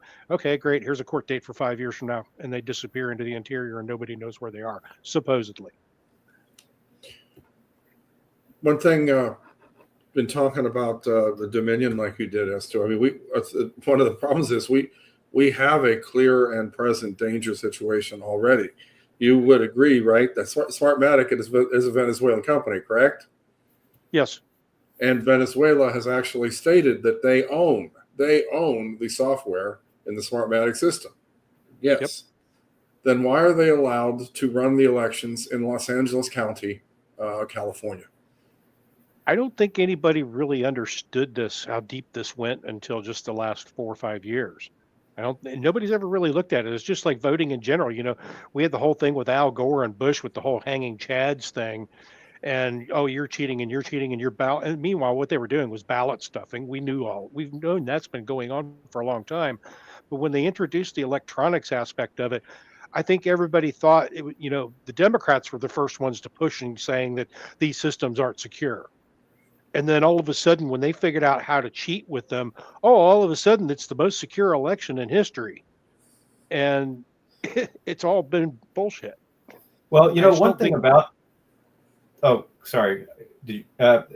one thing about this, I wanted to ask Jeff, and I don't know if your background has any information on this, but what I saw when I looked at year-over-year clone numbers is that the introduction of the Help America Vote Act seemed to increase dramatically the number of clones. So the act that was created specifically to reduce clones, or rather to reduce fraud, actually increased fraud, and which made me think that the purpose of the Help America Vote Act had nothing to do with helping Americans vote. It had everything to do with enabling electronic voter fraud. And I think you saw the same thing. Is that right, Jeff? Oh, absolutely. Absolutely. It was if it ever had a good purpose, okay, if there was ever anybody behind it who had good intentions, those lasted about a fifth of a second once it got into paper form or written form. This is being so much fun. Just real quick, the Canadian Prime Minister made a statement about being America's 51st state, but I didn't care, so I didn't listen to it. And I think it's interesting that Senator Mike Lee introduced legislation to ditch the TSA, quote, "too much groping, too little benefit." I understand one man has now applied to TSA. I hear that that did happen. And what do we got here? Okay, we're going to get to that in a second. I think to take a second here, we got caught up in any questions anybody might have at this point, and anything overly prescient you guys might want to say before I move to the next segment. Too many Mikes has a question. My question is, why are people in our country so stupid? Yeah, boy, if you can figure that one out, that would change everything. But to take what was a funny question and answer it, it really isn't that we're all that stupid. It was that we were all that complacent, and we just let this happen under our nose. We were all way too trusting. Yeah, well, it's a little bit more than that too, because we've got people who are effectively captured by the media that they preferred, and so when there is a transition between semi-honest media and the absolutely corrupt media that we see today, they didn't notice the transition, and at that point, it's very, very hard to get them out. It's basically quicksand. I've got a number of friends who got caught in that, and it's really shocking because I know they're honest people. They're perfectly decent people who just happen to believe a completely different set of facts. But the thing is that they're not facts, and it's easy to see that if you allow yourself to look at a different source. But they don't do that. They're just incapable of even imagining the possibility. It would kind of like if someone said to me that the secret to the universe was in the Satanic Bible. I'm not going to look at that. It's just the idea of it offends me too much, and that's how they look at the conservative news media. So they're just not going to look. I agree with you. All right, I'm going to move to a little something that's a little more personal here, at least in what I've been facing and involved with, and that is a gentleman named Scott Pressler that many of you have probably heard of and are aware. Scott Pressler has become a extremely well-known, well-followed person in the Republican. He has spent much of the last 4 years mainly driving registration drives for Republicans and telling people to vote early in elections. Obviously, I am, of course, everybody who wants to register to vote should register to vote. But if you're going to take the effort to do it, you should also make sure that you are registering people who are likely to vote. Because as we've all pointed out, just simply padding the registration rolls with people who aren't likely to vote just adds fuel to the entire fire. But nevertheless, the problem is, this is a tweet from Scott the other day, which he said, you're wrongfully telling people, this was not to me, by the way, but it was somebody else, telling people the election was rigged when it wasn't. You have no evidence that there was any wrongdoing in this election. I was on the ground. You were not. By telling people it's rigged, you make it harder to win in 2026. The only reason that I would come forward, I don't call people out. It's not what I do. This statement to me is the most dangerous statement I have heard since since Biden stopped gargling in the White House. Well, and what I think the point that he's making here is that you don't have any. You're making, the person he's obviously talking to is making statements and doesn't have any evidence to support that. I don't think that Scott. I really hope that Scott doesn't mean what he means here, or if that makes any sense. Well, I mean, other thing, he has doubled down on that. That he does not believe that there was any rigging in the 2026 election, which of course goes against findings or 24 election, which it goes. Yeah, in taking this out of context, also, he says by telling people it's rigged, you make it harder to win in 2026. And I think what he's trying to say here, I don't like to interpret other people's words, but I'm going to take a shot at it here. I think what he's trying to say is we heard from a lot of people right after 2020, my vote doesn't matter anymore. Why should I go vote? And to the points that he's making here, if you go further down into the thread, he also says that Democrats had their voters sign up for mail-in ballots, Republicans didn't. Democrats got out the vote, Republicans didn't. And to an extent, that's true. They were out there hitting the ground hard, going door to door, getting people registered. And, of course, they were going and registering homeless people too. But I think these are when I take those two statements out of context there, I think that's really what he's trying to say is your vote does matter and people need to understand that. And there's no longer an excuse for you not to go vote. Well, what this reminds me of is when I was looking into the voter rolls and elections in general in New York State, I came across a couple of politicians and had made some presentations to them and had some conversations with them where they didn't want to know anything about voter fraud in their areas because the type of fraud, and actually it's more properly described as election fraud, not voter fraud, because voter fraud is an individual without official access to the election process, and election fraud is when you do have that access. So what I was seeing was process-related systemic fraud. And what their concern was, well, if that's true, then this can actually backfire on me because it can be looked at as supporting me or helping my enemy. And if I go ahead and attack it as helping my enemy can go ahead and use it against me and say, well, he can use it too. And it's true. It's actually one of the bigger problems I ran into is that most politicians didn't want to touch it because the evidence I was uncovering or the data I was looking at tended to indicate that both sides were benefiting. And what that indicated was that there was some kind of a overlord organization that was deciding who was going to win and was giving the vote to whichever side had the person it wanted to have in office. So they didn't like that. And what Pressler's doing here, I think, is he's addressing that exact issue that if you don't believe in the system, then we can't have a vote. And the thing is, or not one that is meaningful in any sense of the word. And to an extent, I think he's right. But the problem is we can't trust the elections. In order to trust the elections, we have to meaningfully change them. And that's what Trump's trying to accomplish with this executive order, as well as other related actions. But it's not something that's going to go away by wishing it away, by pretending, for instance, that it's not a problem.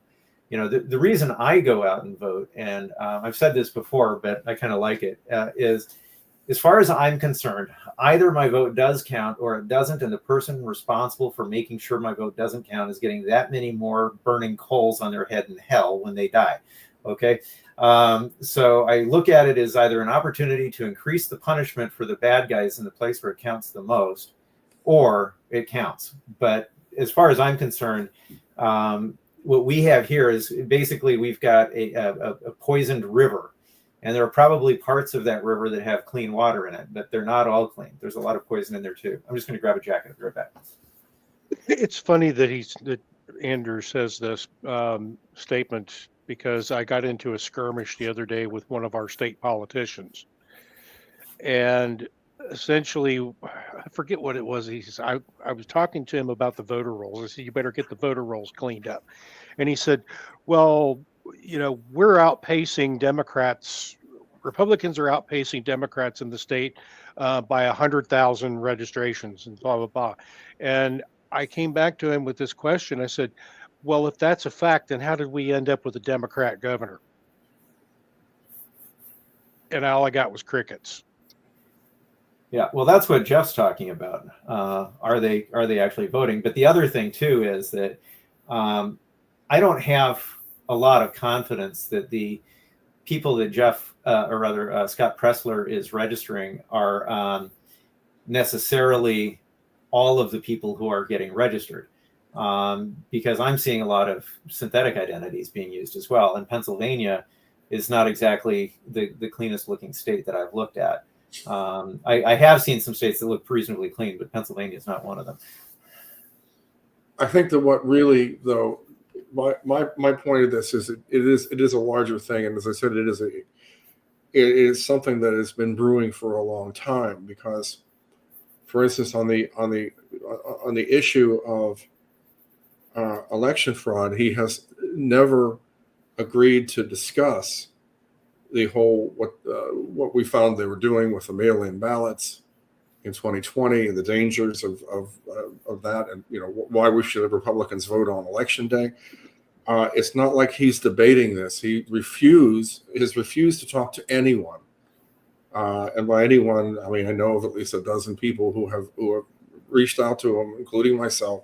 People who have tried to talk to him personally, trying to catch him when he was out at an event, and he simply would refuse to discuss it. And I'm going to get probably, a few attacks over this, because it's kind of a larger issue that I was thinking about getting into tonight, and that is the cult of personality that has developed around the superstars, as it were, in, well, not only election integrity, but the election integrity movement. And I always find it very, very dangerous thing when you can no longer question someone. Well, Scott does confirm one of the statements that I made here. He's got a response from somebody here who says, that's right, they make people think, why bother to go vote? They're going to cheat anyway. And Scott comes back and he says, exactly. So he confirms my assessment of what he's saying. Like you said, though, we knew that was going to happen. I mean, this was a calculated risk from 2020. Yes, a lot of people came out and said, oh, I guess my vote doesn't count then. But we convinced enough people that we could beat the fraud if we all worked together and worked hard enough. And look what happened. We did. Look at the number of votes in 2024 compared to 2020. We did not get, these people did not sit home because they thought their vote didn't count. But at the same time, many of them did listen to the things that the people who were doing the examination of the data and putting out the warnings are saying. So to me, it's like okay, so we're going to start over again. And it's like, oh, okay, so we can't talk now. You can't talk about election fraud because it'll make us lose. Well, if we hadn't talked about election fraud after 2020, I guarantee you, we would be sitting here right now complaining about Kamala Harris. No, we wouldn't. No, we wouldn't, because she would have suppressed us. Or we'd be in the gulag. One or the other. Hey, Jeff, can you confirm something for me? My impression was that Trump actually received fewer votes, though he won, in 2024 than in 2020. I seem to remember seeing something like that and thinking, right there, that's proof of fraud, just because the response, it seemed to me, had to be greater for this most recent election than the previous one. I'm actually going to go ahead and real quick check that out because I don't remember the numbers. And see here. According to the article that I just pulled up, which of course wants to show me an ad, in 2016, 62.9. This is not giving me good information. Hold on. Okay, it's 2024 was 77.3 million votes for Donald Trump. That is 100,000 more than 2020, according to this. Right. So okay, so it wasn't less, but it was so close. Yeah, that was too close. I have a very hard time believing that he would get that many votes relative to 2020.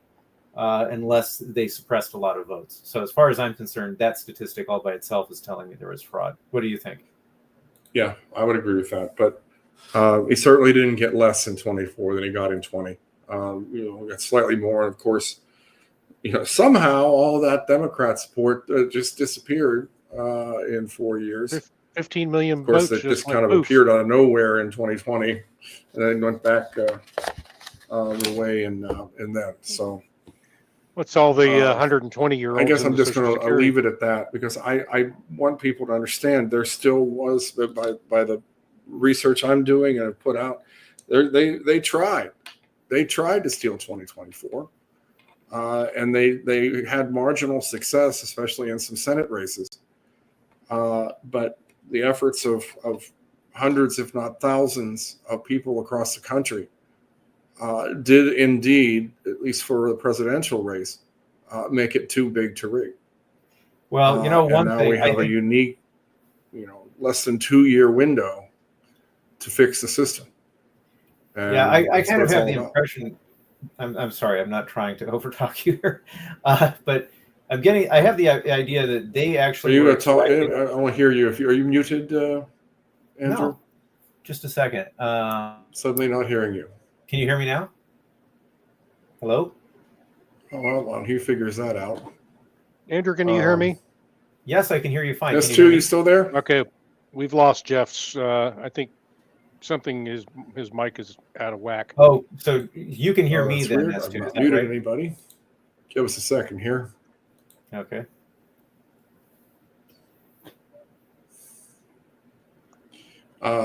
Could I guess could I ask the two? Well, I'm going to take you off stage real quick and then bring you back. See if that takes care of the problem.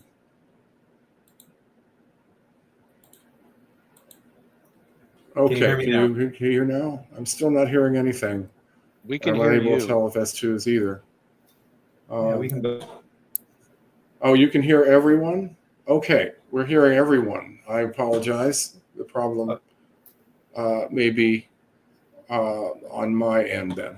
Okay, so the thing I wanted to say was I had the impression that the left basically was counting on the assassination. These things happen with live television or live broadcasting. All right, so I can't hear the two of you, but everyone can hear all three of us, which is kind of interesting. Oh, it just said that you unmuted all my right, mic. So can you hear me now? I think what I'd like to do now, and I'd like the two of you to just stick around so that you can comment on it. I'm going to hang back a little since I can't tell when you're talking, but I would now like to play episode 2 of the documentary Fingerprints of Fraud, which deals with the machines and Mesa County and all those good things. So I'd like to play that. If any of you guys, if either of you, well, if you, Andrew, I can't see you, S2, obviously, want me to pause it to make a comment, put your hand up, and I will do that. So here we go. Let me get this set up.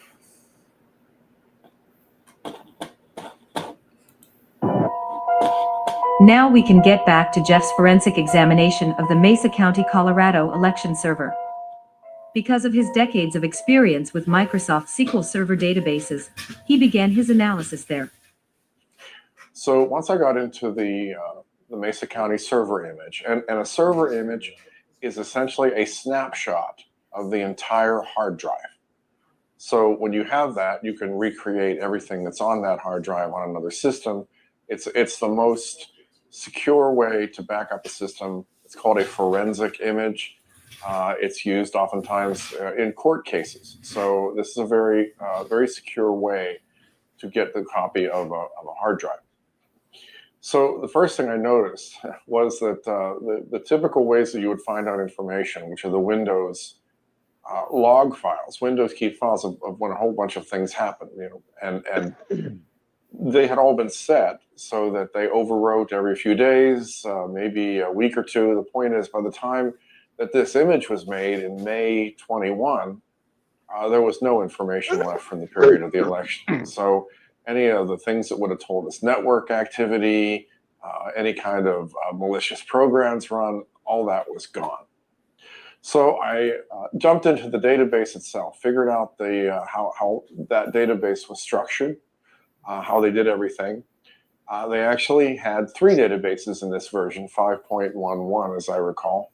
There's a main database that stores candidates, contests, how the ballots are printed, and it also is where the vote counts are stored that are then reported officially. The second database is called the adjudication database. In this version of Dominion, a record of every batch. A batch is a group of ballots which are scanned at the same time. And a record of every ballot is stored so that the adjudication of those ballots can be tracked the entire way. Adjudication is the process of determining what choices were made by the voter on a paper ballot. If the ballot has been filled out at a polling location, the ballot is normally scanned into a tabulator there. In the case of absentee ballots, they are normally scanned into high-speed scanning devices at the county central counting location. This group of ballots scanned at the same time is known as a batch. Either way, the result is the same, a digital image of the ballot, which is a fancy way of saying a picture, is stored. Later, the ballot image is read by the election vendor software, which uses the programmed ballot definitions to determine what votes are marked. If all votes can be determined to the software's satisfaction, they are added to the election database. If not, a team of adjudication judges are shown the ballot image, and they decide what the voter's intent was. After that, the votes again are stored in the election database.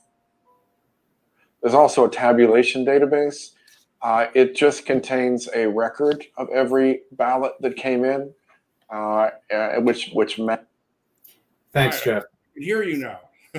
Okay, great. So all I wanted to say as I'm watching this is it's actually making me really angry that anybody had allowed this system to be used in our country at all.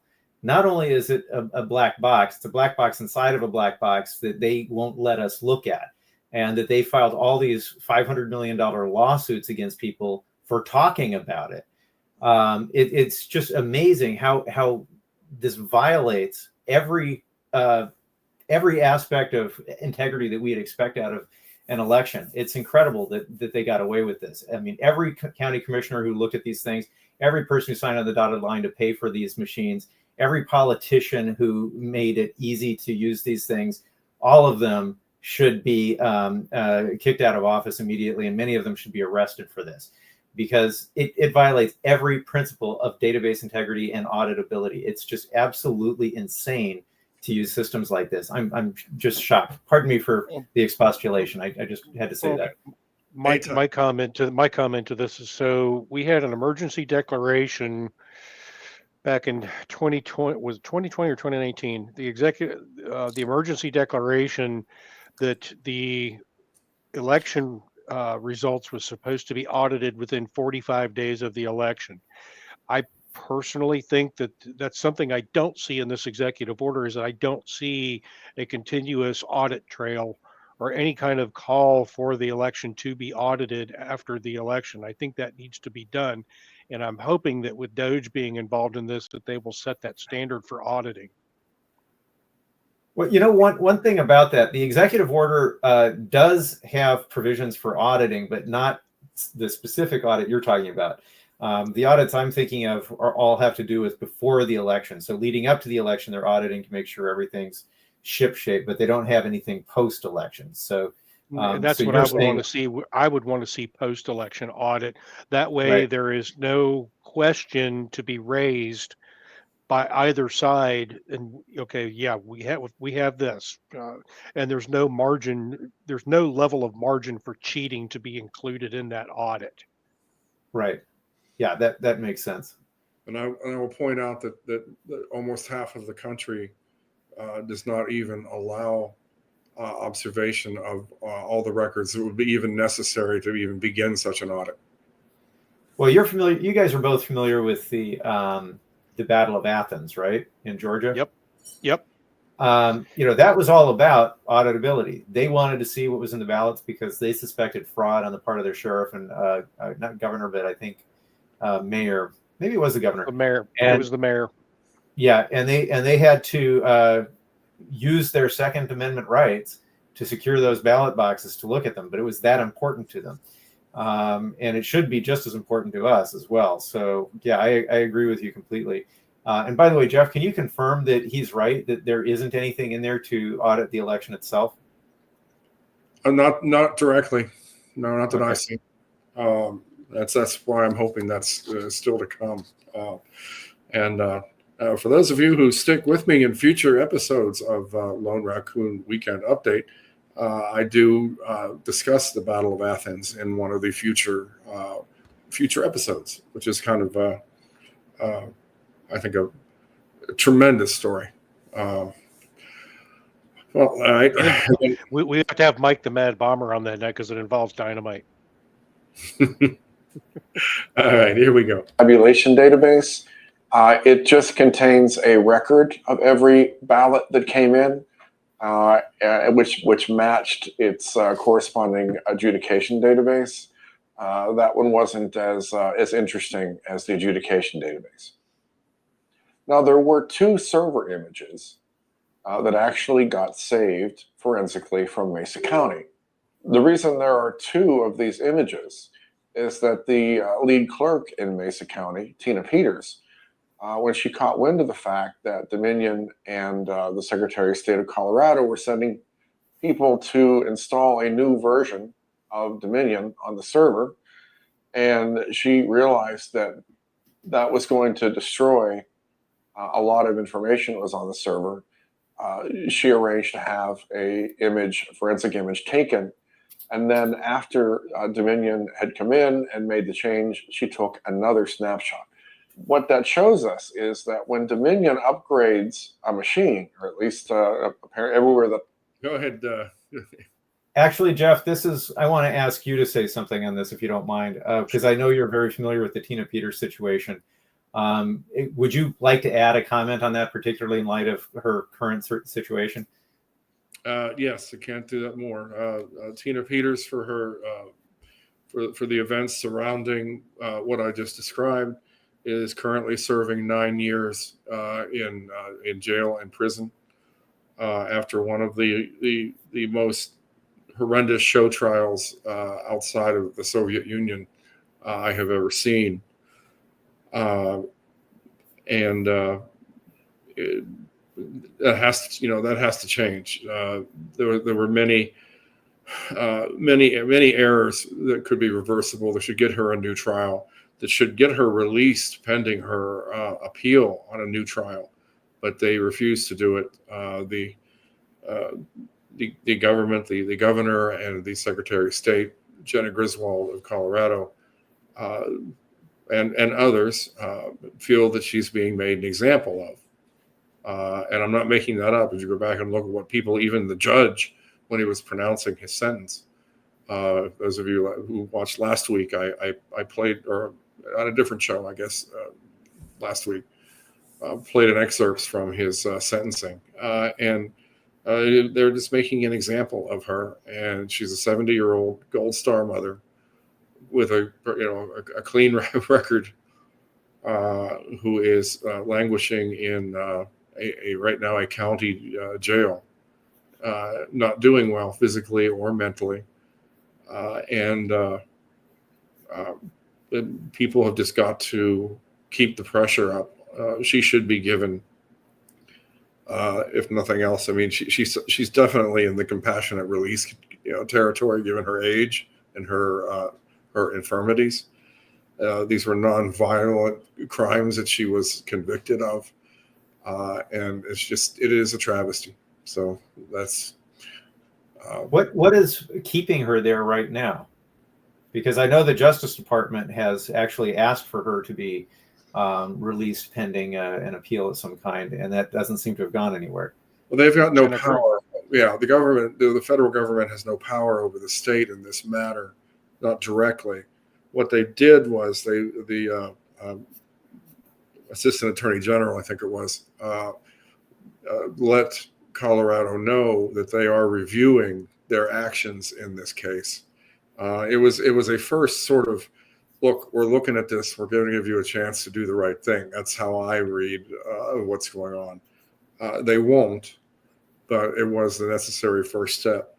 There are options obviously, we talked earlier about the power of taking away grant money from states. Things can be very powerful. That could be involved. And I'm waiting for someone to tell me why she could not be, given everything that's happening, especially now, she could not be named a federal witness in the government's investigation of the 2020 election fraud, and therefore taken into federal custody, after which she could be, there'd be a lot of options there for her to be treated much better, and probably even, released on home confinement or something, just to get her out of this terrible situation she's in. Yeah, her situation just horrifies me. It's like the J6 prisoners. Her and them, to me, are the greatest stain on the pride of our nation that I am aware of. It's much worse than anything I've ever heard of in the history of the United States, and I really want this to be rectified as soon as possible. And it seems to me that the Trump administration is trying, but I'm amazed that they've been flummoxed so far. It shouldn't be that hard to get somebody out on bail at the very least while they consider the appeal. Well, again, it's Jenna Griswold. Jenna Griswold. She should be arrested. She leaked the passwords to the voting machines just before elections and midterms. She should be arrested. She did it. She admitted she did it, and then tried to play it off as an accident. Bullshit. Sorry. And the government can. It's malicious prosecution, pure and simple, and political prosecution. And abuse of power as well. Abuse of power, the whole laundry list, and I think that is the kind of thing, that the federal government can come down on a state pretty hard for their judiciary, and I've got my fingers crossed, but at the same time, a good action item is just people have to keep. We can't let this be swept under the rug and forgotten like so many other things that have happened and people end up forgetting about. This has to be remembered. If you're in Colorado, I don't have the number handy. Call the office of the governor, ask that she be released on bail, ask that she be released for compassionate, whatever. Get her out of prison, because she does not. The punishment in this case certainly in no way fits whatever crimes occurred or didn't occur. Well, actually, of course, I'm assuming no crimes occurred, but you're talking about the crimes that she was accused of, yes, whether it happened or not. So in this case, if you assume she was guilty, she still should be given the compassionate release, or at the very least, release on bail. Yes, even if everything she was accused of was true, it is still a mockery of justice. Well, it's true that she wasn't even allowed to present evidence in her own defense. Basically, the judge just told her to shut up. Oh, that's why you didn't see my smiling face there. I was not allowed anybody who could testify to what she found or what was found because of what she did was specifically not allowed in the trial. Yeah, I remember when that happened. You actually expressed some annoyance at the time on Telegram. I don't mean to dwell on this. I just wanted to get it out there because her continued incarceration is just a source of great frustration to me. Yeah, and this was made a year ago before her trial even occurred. Thank you for that, Andrew. That I've seen evidence of. This is not like upgrading Outlook or a new web browser. It actually overwrites everything on the server hard drive. So you say how many election records were destroyed whenever Dominion installed that so-called trusted build? The answer is all of them. The second server image that was taken after Dominion did the installation is particularly interesting because it wasn't even set up to run an election. So you can imagine they came in, they did this installation, which overwrote everything on the hard drive, and it didn't really finish the installation, in my view. The ramifications. it's an interesting point to realize that when they left, they basically did install of this new image, which got rid of everything on the old image, and didn't even set up a test election. Didn't do the kind of things you would do to test a new installation of any kind of software at all, which even more convinces me that this was simply a move to destroy evidence. And remember another thing about Tina. Her job, she had a legal responsibility to protect the election records in Colorado for 25 months. And there is no wiggle room here in the federal statute. The federal statute says all election records, ALL, a little word that means a whole lot. So if they say, well, they could have gotten this file or that file, no, they could not have, it was gone. The law, anything that I subsequently used to detect all the stuff that's I'm putting out in this, what you're seeing now and in the reports would have been gone, not retrievable by man nor beast ever. Applications of the Dominion Trusted Build installation is covered in more detail in Doug Gould's Mesa Report number 2. That report also goes into great detail about the security flaws and Wi-Fi devices which were found in the Mesa County election system. I noticed almost right away that the number of ballots and batches that were represented in the main database, the one that actually reports to the state and officially, it wasn't the same. It was higher than the number of ballots and batches that were in the adjudication database that was being in use. That was the first indication that something was wrong, and it set me about trying to figure out what happened. This is the relationship of the databases in the Dominion system used in the 2020 Mesa County election. After the record of a batch of ballots and their digital images is stored in the master database, they are copied to the adjudication database, which handles the adjudication process we just described. After all ballots in that batch have gone through the process, and all the votes determined, those vote counts are stored to the master database. What Jeff found was that the master database had record of 971 batches and 90,622 votes for president, which is only one vote off from the official totals reported by the state of Colorado. The adjudication database, however, contained record of only 915 batches and 86,033 total ballots. He soon discovered that the adjudication database in use at the end of the counting was not the same database which was used at the beginning. This original adjudication database contained record of 267 batches and 25,913 total ballots. It was very apparent that something in Mesa County had gone horribly wrong.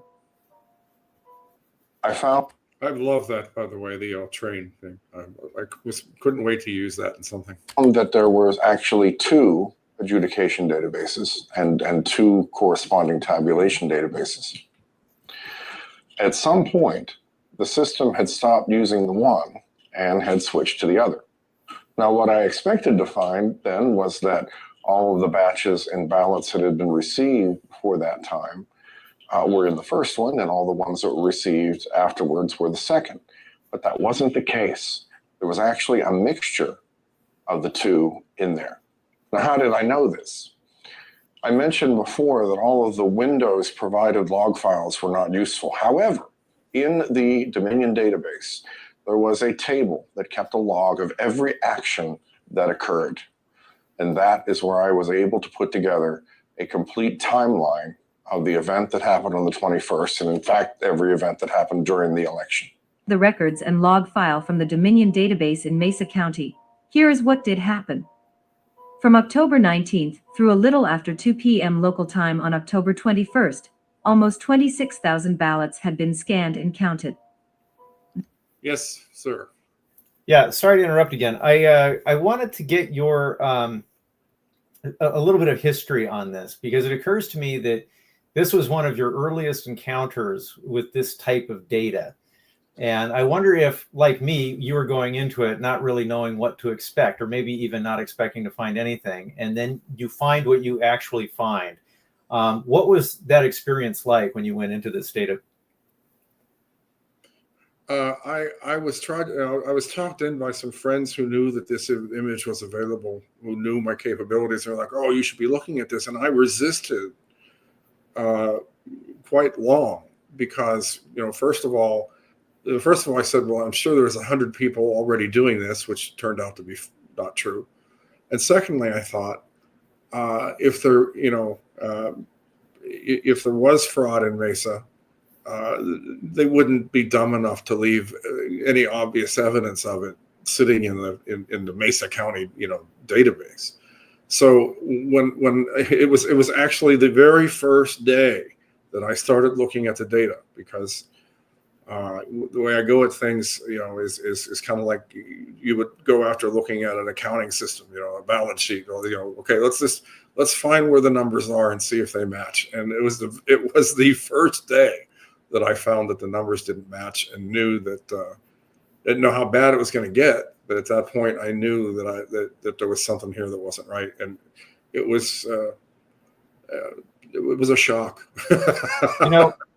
I don't know if I've told you, but that was exactly what it was like for me. I actually literally didn't expect to find anything because I felt like the risk of being caught was too great for it to be worthwhile in a reliably Democrat state. And then when I found it, and it was so obvious and it was so easy to find, I was thinking, oh my gosh, it's amazing that these guys got away with this. Have you run into other researchers who had the identical experience?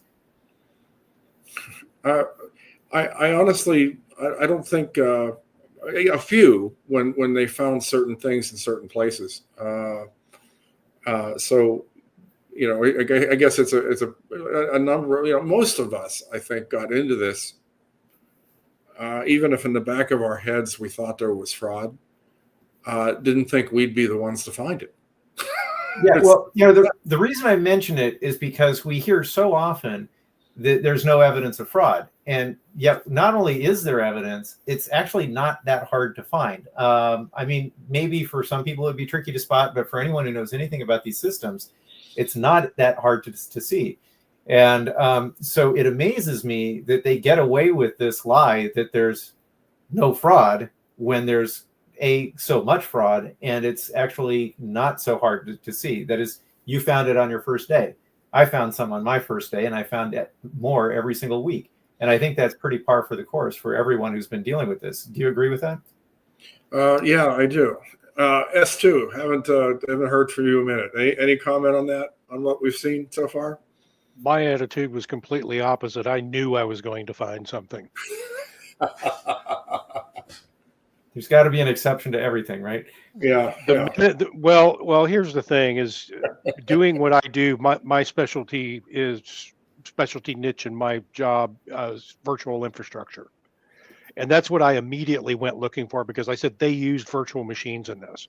And as soon as we got into the image and I saw that there were traces of virtual machines in the image, I was like, yeah, here we go. Because this is how you can manipulate systems. That, coupled with the fact that I knew the machines could be hacked remotely because I actually did it. Yeah. Hey, if you haven't explained virtual machines in the video, would you like to do that here? Why don't you go ahead, S2, since you brought it up? So virtual machines are hardware abstractions with software.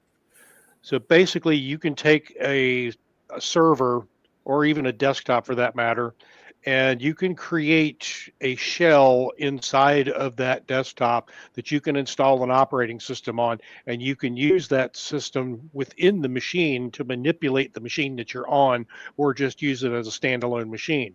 There's several platforms out there. Oracle VirtualBox is one. The two most prevalent at that time were VMware and Hyper-V. That would be Microsoft's version. And what we found was traces of the Hyper-V version, because in order for them to have to use anything else, they would have had to install other tools that there would have been traces of that. So you would have had VMware Desktop that you would have seen traces of that in the logs, in the software logs somewhere. So they used the native tools within the machine itself to create those virtual machines. Yeah. And of course, by the time we saw them, they were the actual They were virtual gone. machines themselves were gone, long gone. Yep. So all that was left Yep. was the trace that they were there. So yeah, it's basically making one computer into multiple computers without having to buy more hardware. Yeah, and that was what really cemented that for me was when I saw the email threads that came out from Sheriff Darleaf where they were talking about New York was actually using virtual machines and nobody had authorized them. You know, it's interesting you mentioned the virtual machines because the algorithm in New York, the one of them anyway, appears to have created a third ID for the registrations. And that would pretty much only be useful if you had either a separate server somewhere or a virtual machine like you're talking about. And there is something in Michigan that I said, no, I keep on getting Michigan and Wisconsin mixed up. I think it was Wisconsin where they had two sets of ID numbers. So again, the concept of a secret or a covert ID number. And that again has utility, but only its best utility is if you have a virtual machine or literally a separate physical machine. Does that make sense to you? Yeah, well, it's interesting that you go along those lines because the Army 305th during the 2020 election actually captured all of the election traffic. And what they found was it was a group called Foot Patrol that had basically captured this. And at the end of the day, what they found is that all of our election data was sitting on a Huawei server over in China. You know, I keep on hearing about that as some sort of fantastic exploit that never really saw the light of day in our media, even conservative media. No, I actually have the mapping file. It was sent to me by somebody. Okay, so this was really done, and Trump has access to this, and this is one of the reasons why he knew for sure that the 2020 election was hijacked, right? Yeah, he was given that file. He was also given the OIG file. And basically, I don't know if he ever looked at Sidney Powell's Kraken, but it kind of was like a mimic of the OIG report that had everything spelled out in it. And then when you look at that mapping of all of the Dominion IP addresses Edison, they mapped out all of the Edison and all of the Dominion public IP addresses. And when you saw that, you could see where the traffic was ending up. So I'm sure that he was shown that. I'm also sure from recent interviews with Rudy Giuliani that he saw it too. That is interesting. Is there any chance that this is going to come out at some point, or do you think it's going to remain hidden? I'm not going to speculate on that. I mean, I think at this point they're trying to move forward, but I also understand that we have to fix 2020. We've got a 4-year reprieve here. In all actuality, 2, if people don't get off their asses and get out and vote in 2026 and vote like they did for Trump.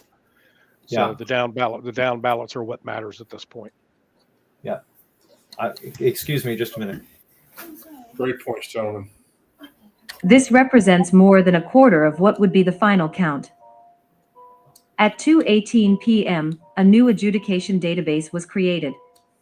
It was initially empty. The records for Batch 1 and Batches 59 through 267 were then copied to the new database, and at that time the new adjudication database became the one used by the Dominion software, effectively orphaning the source records of over 5,500 ballots left only in the old database.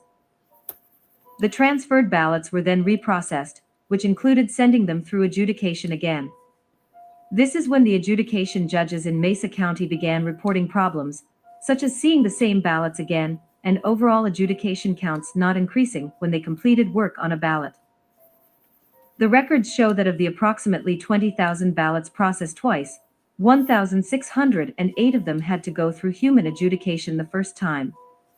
However, the second time those same ballots were processed, that number was only 961.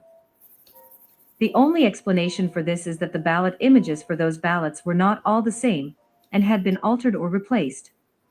So after I had the complete timeline and a description of what happened, I eventually was able to produce Mesa Report number 3 with Dr. Walter Doherty also. and that was released in late March of 2022. Shortly thereafter, the DA of Mesa County did a live report to the county commissioners attempting to rebut my report. Now, I'm more than happy for anyone to read that report. I linked to it on my websites, as well as a response to that report that Dr. Dougherty and I wrote. Again, I encourage anyone to read it. And the problem is that he uses surveillance video that was taken of the election office. This election video.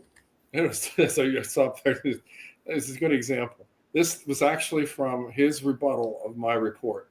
Basically, using that level of detail, drawing a circle around that, and then describing what the clerk must have been doing then, in order. He blamed this and the subsequent election where the same thing happened.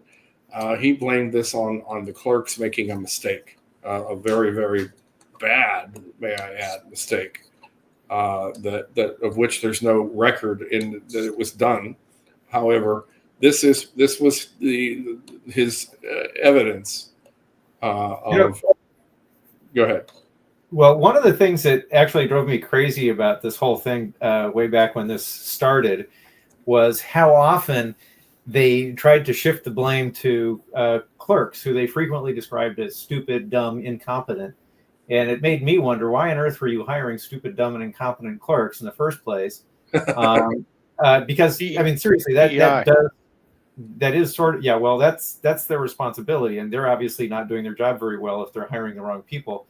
But ultimately, because they were in charge, it still becomes their responsibility. And if they're saying this is a problem because these people were incompetent, they're basically admitting that what you found is real. They're not denying it. They're just saying this is why it happened. That doesn't change the burden of responsibility or the fact that it was wrong and it has to be fixed. Yep. Does not have the kind of detail to even tell what's on these computer screens.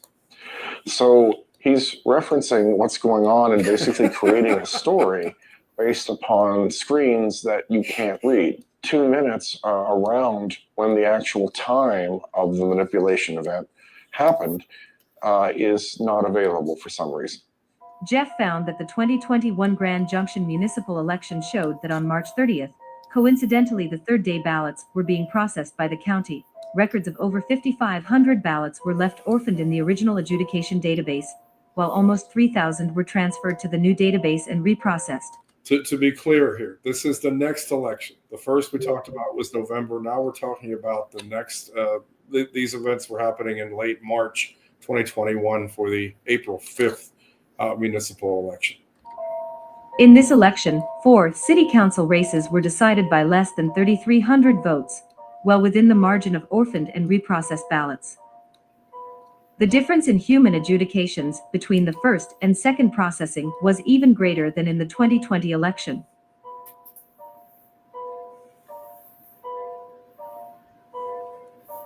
DA Rubenstein was asked after his presentation to the county what technical experts he relied upon to rebut what was a very, very technical report. And he replied that they had used experts and they'd been provided by Dominion Voting System. To validate his findings, Jeff did not only rely on the data. So I traveled west numerous times to interview head clerk Tina Peters and clerk Sandra Brown about the events that happened in those elections. These were multiple hours and hours long. I'll use the word interrogations at first because I didn't know them then, and I was trying to get to the bottom of what happened. And after all of it, I came away very convinced that this did not happen because of any action of a clerk. In fact, once I showed them what happened, they indicated that to get even close to what happened, the recreation of the databases, forgetting the odd way that batches and ballots were transferred around and reprocessed. To do that would be such a serious thing that it would make it very difficult for them to even reconcile the election at the end. After the release of the report, Jeff and his family were harassed by an investigator for the Mesa County District Attorney. So I'm traveling, coincidentally, it was travel involving the Mesa report. When my wife gets a call from Investigator Struey, who's working with the Mesa County District Attorney's Office. He said that he couldn't find my number, but he found her number in a database of some sort. She would pass along that. Doesn't that give you a nice, warm, fuzzy feeling? Yeah. Hey, to talk to me, and she did pass along. Sorry, I wanted to say something else. As you're going through this, particularly when you were talking to those clerks about what they actually did and didn't do, it reminded me of the fact that when I look at this, and especially when I listen to that, it occurs to me that this is a very mature level of fraud. It's not something that they just designed a couple of weeks before the election or even a couple of months. It looks to me like something that's been perfected over years, or even maybe a decade or a decade and a half, something like that. Did you develop that impression also? That's just what it looks like to me. Yeah, I completely agree with that. I think that this was used, and I fully allow anybody who wants to argue about the dates with me, but I think at least certainly going back to 2018, these sorts of techniques were starting to be used. I think that what the big difference, and probably before that, I'll say that, is 2006. Yeah, okay, that's another date that sticks out. What really made the difference, though, was the COVID scare that pushed all of these people to vote by mail. That opened up the floodgates of potential fraud that just changed the game completely. So here's something that'll blow. Here's something that'll blow your mind, maybe. So CISA, I'm sure you both are aware of what that acronym stands for. They actually partner with Smartmatic to practice before elections. Yeah, well, that makes a lot of sense, actually, if you're going to do what we think we're seeing here. The thing is, I find that every state I look at, the algorithms seem to have been inserted in every case when each of these states implemented HAVA. So in New York, that's 2007, but in other states, it's as late as 2009, and in some states, it's as early as 2004. So the date actually varies, but it all seems to be centered on HAVA, which is another one of the reasons why I feel that HAVA was, in actuality, a Trojan horse designed to commit fraud. Does that actually work with you, S2? I'm sorry, say that again. Does that make sense to you? That the HAVA implementation date was actually key to the development of this particular fraud style that we're seeing? I don't think the implementation of HAVA was necessarily intended to be integrated into this scheme. I think it just evolved that way. Okay, well that works the same way then. Okay, fine, thanks. Message.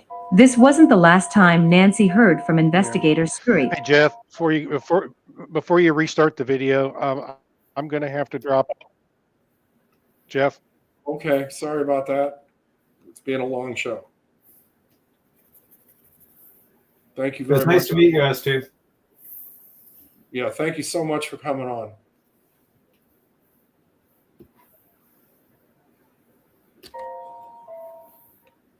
A few days later, Mr. Struey called me back.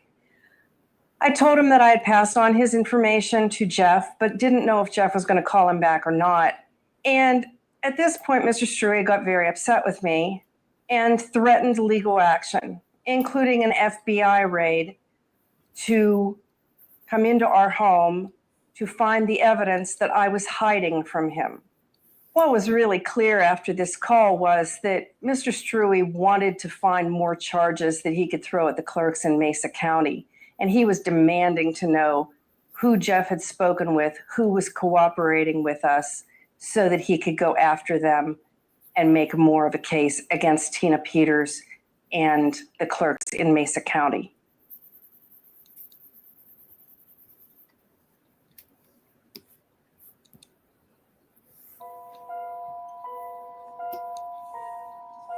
So it's just, yes, kind of evidence that I did email him back and asked. In the 2021 Go ahead, municipal election for Grand Junction, the same thing happened. There was the same creation of a new database. There was the selective copying of some ballots and batches. And frankly, it was more chaotic the second time than it was the first. If this was a mistake by a clerk, as the DA is saying that it is, then that same clerk had to make that same mistake in 2 consecutive elections. I don't know about you, but I find that less than likely, especially as to my knowledge, nobody has been able to come up with an actual procedure that could repeat what happened in either of those elections. Jeff was able to calculate the votes for President Trump and Joe Biden, which are contained in the ballots that were reprocessed, as well as the ones which came after. In order to compare them fairly, the small number of election day votes were omitted. By doing this, we eliminate the absentee versus election day vote bias which exists between Republican and Democrat voters, and we can expect the mail-in votes to be received in a mostly random pattern. The first column here are the percentages of the votes between the 2 candidates using the ballots which went through the reprocessing. President Trump received only 51.1% of those votes, or just a little over half. The second column shows the percentages for the ballots which came after the reprocessing event. In these, President Trump received 69.5%, which is more in line with what is expected in this very red county.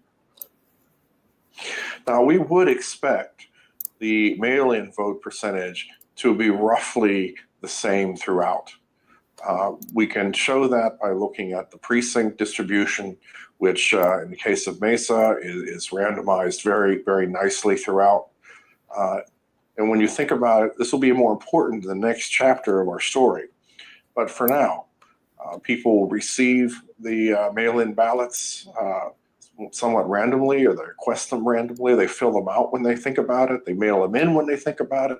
They go into drop boxes, or they go into the mail, the U.S. mail, where they are mixed in and finally delivered to the county.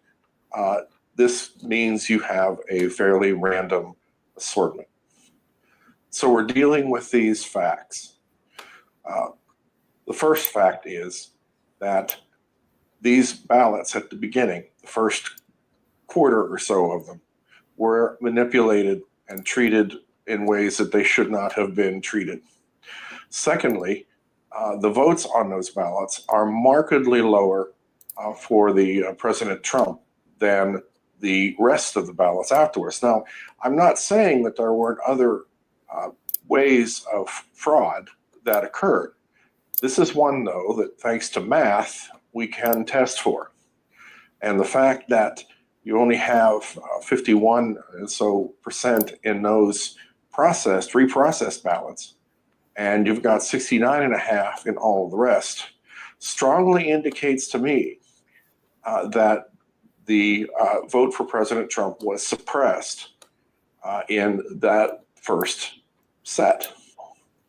And if you assume for the moment that 69.5% was the actual will of the mail-in voters in Mesa County, we're talking about a 3,400 vote difference, meaning President Trump would have had 3,400 or so more votes, and Joe Biden would have had 3,400 or so less votes, which is very significant. We're talking 6-7% of the total.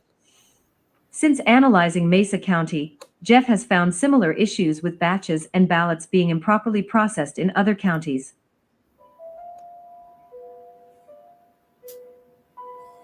Yeah, I'm going to, given the time period, I'm going to hold off on the special Maricopa section of this for another day.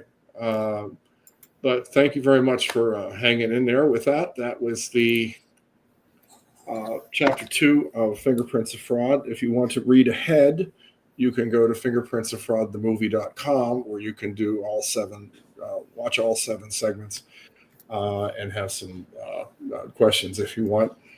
So I'd like to kind of turn it over to you for a little bit here, since we still have some time left.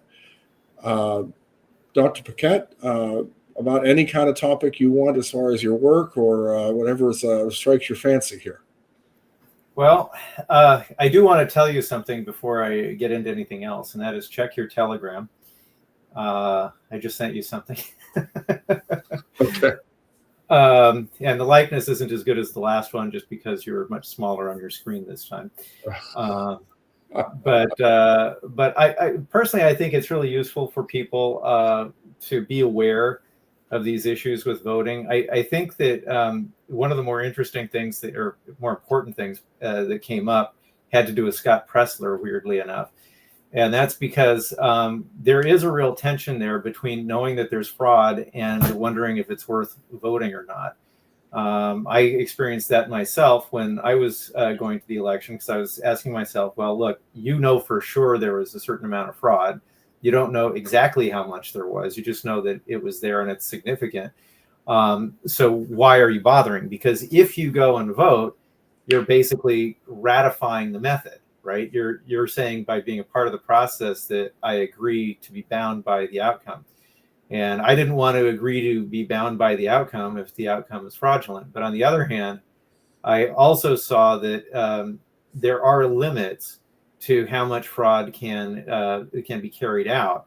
And I actually tested that. I ran a couple of simulations, and I figured, well, if they get up to a certain point, and I seem to recall it was like 30% was the absolute barrier that they couldn't get past. If they needed more than 30% fraudulent votes, there's no way they could do it without it being so obvious that the whole thing explodes in their face. So Trump's idea of being too big to rig actually makes sense in that context. Now, on a spiritual level, I'm not kidding. I did look at, if they took my vote, they're going to hell for it, and they're going to pay a little extra price because of that. So that's kind of what's going on in the back of my mind. But on a more practical level, I was able to show, mathematically speaking anyway, that beyond a certain point, they actually can't commit any more fraud without making it so obvious that they're basically going to be lynched in the streets for it. Because one thing that I've noticed about American culture, being an American, is we hate it when people lie to us. We hate it when people cheat us, and we especially hate it when people lie to us in such a way that we cause harm to somebody else that's totally innocent, because nobody likes seeing innocent people being hurt, especially by us, because we've been tricked into doing it. And that's basically what's happening when they make Democrats into proxies for evil, Democrats who wouldn't otherwise commit evil acts. In fact, when I look at them, for the most part, my friends who are liberal, they don't look at what they're doing as evil. They don't look at what they're doing as supporting evil at all. They don't even notice that dimension of it at all. If they were aware of it, I have no doubt they would refuse to participate, and they would be on our side. So the thing is that I answered that tension by deciding, for the reasons I already gave, but also for everyone else, if you show up in sufficient numbers, that actually can turn the tide. And that's exactly what I think Trump's team figured out. And that's why they kept saying too big to rig.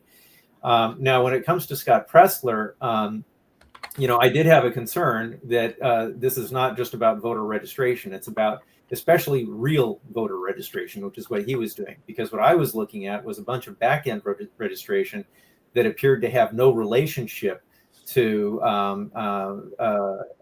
registration forms or real people. So that was something that was done in a back room somewhere, I assume, for the purpose of creating fake mail-in ballots or something like that. And that's something that Scott Pressler has no control over. So the thing is, though, that there's a mathematical limit to that also, because at a certain point, they exceed the number of people that can possibly and plausibly vote in a region, okay, because you only have so many residents. And so one thing that Pressler accomplished, and I do think this is good, is by increasing the number of legitimate registrations, he narrows the window of fraudulent registrations that can be created. Okay. So he's actually basically forcing them to the ceiling, kind of like floodwaters, forcing people to get closer and closer to the ceiling to breathe air. He's giving them less air to breathe. And so on that level, regardless, whatever issues there might be with his style or the kind of cult celebrity status he's got right now, I think ultimately his work actually was helpful. Does that make sense to you, Jeff? Yes, and I have in less emotional moments, said that his and others' efforts to register, especially high probability voters, is you're obviously right. We need we need everybody we can get. We can get on that. To your point of I went through the same thing that you did in terms of when I became convinced, when the data had convinced me of the fraud, I had to make a decision myself. That is, first of all, can we beat it at all? Because if so, do I just want to beat my head against a wall? Still working on this. And I actually did, and this is not something that probably ever could be peer reviewed or things like that. It was just for my own satisfaction. I went ahead and I figured out my estimates of how much fraud had occurred in 2020, and it came out to between 6 to 10% of the country, no higher than 10, no lower than 6.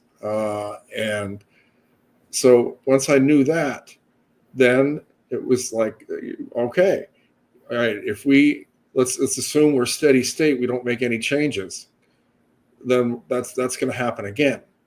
But if we can start exposing what they're doing, and especially if we can start moving, if we can move enough of the Republicans who voted by mail in 2020 back home to voting on election day in 2024, that was my overriding arching goal, was to try to get that to happen, to warn enough people to get said, hey, vote on election day, vote on election day.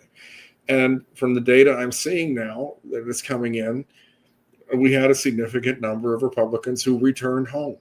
And I think that is one of the things that brought this thing home, because it if you look at, if 6 to 10, you said 30, and I'm not arguing numbers here, okay, but say if I'm right about 6 to 10, then that's a fairly narrow runway. That means that we just need to affect things by 11 or 12% in the other direction, cut off their abilities, a percent here, a percent there, in the different ways that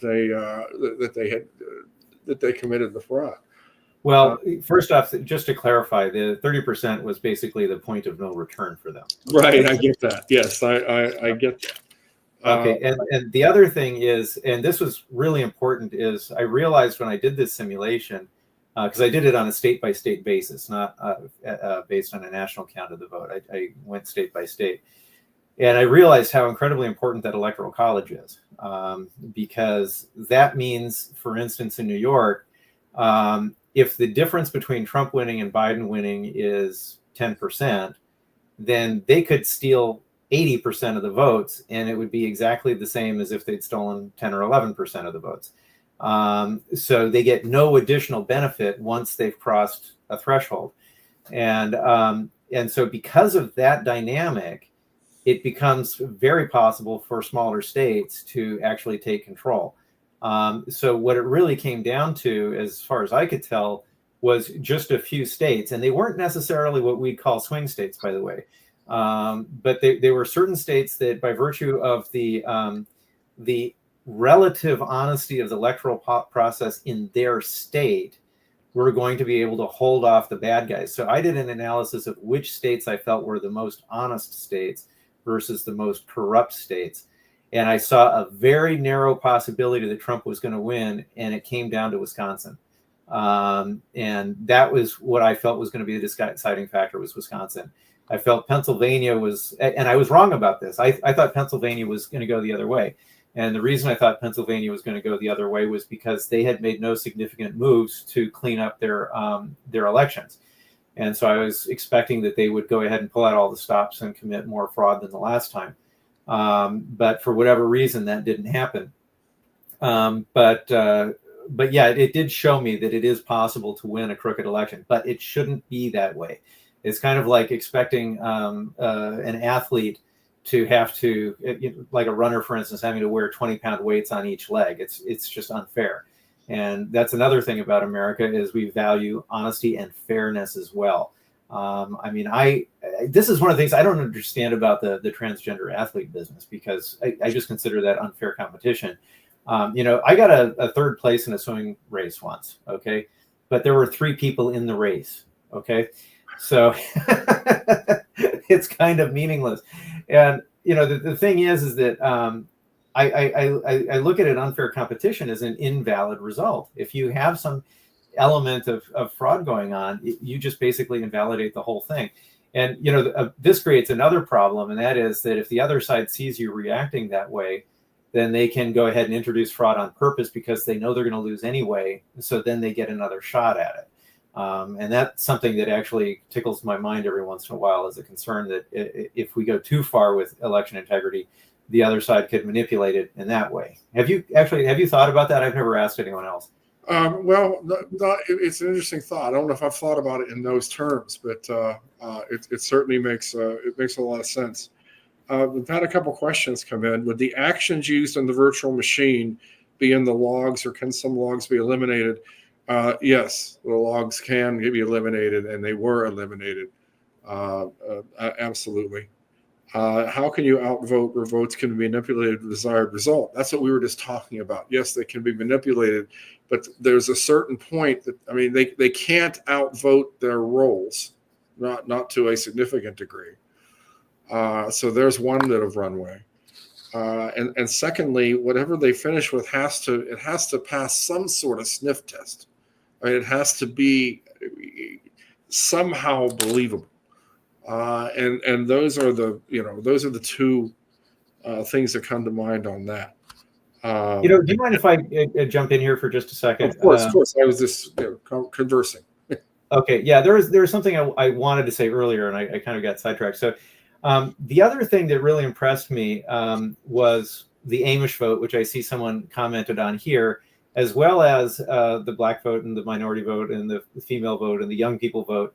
It was really, really transparent that just looking at the media, no matter how much the left tried to suppress this, that Trump was getting support from traditional Democrat strongholds, which means they couldn't count on the base. That was basically the floor of their fraud. So we've got the ceiling, which is the number of people they have in the county that are available, or the number of people who are available. And then they've got the floor, which are the number of people they can count on. And in between, that's what they've got to play with.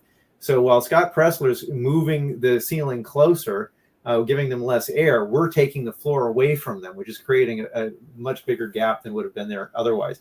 And I really don't think the left counted on losing the black vote the way they did, or the youth vote.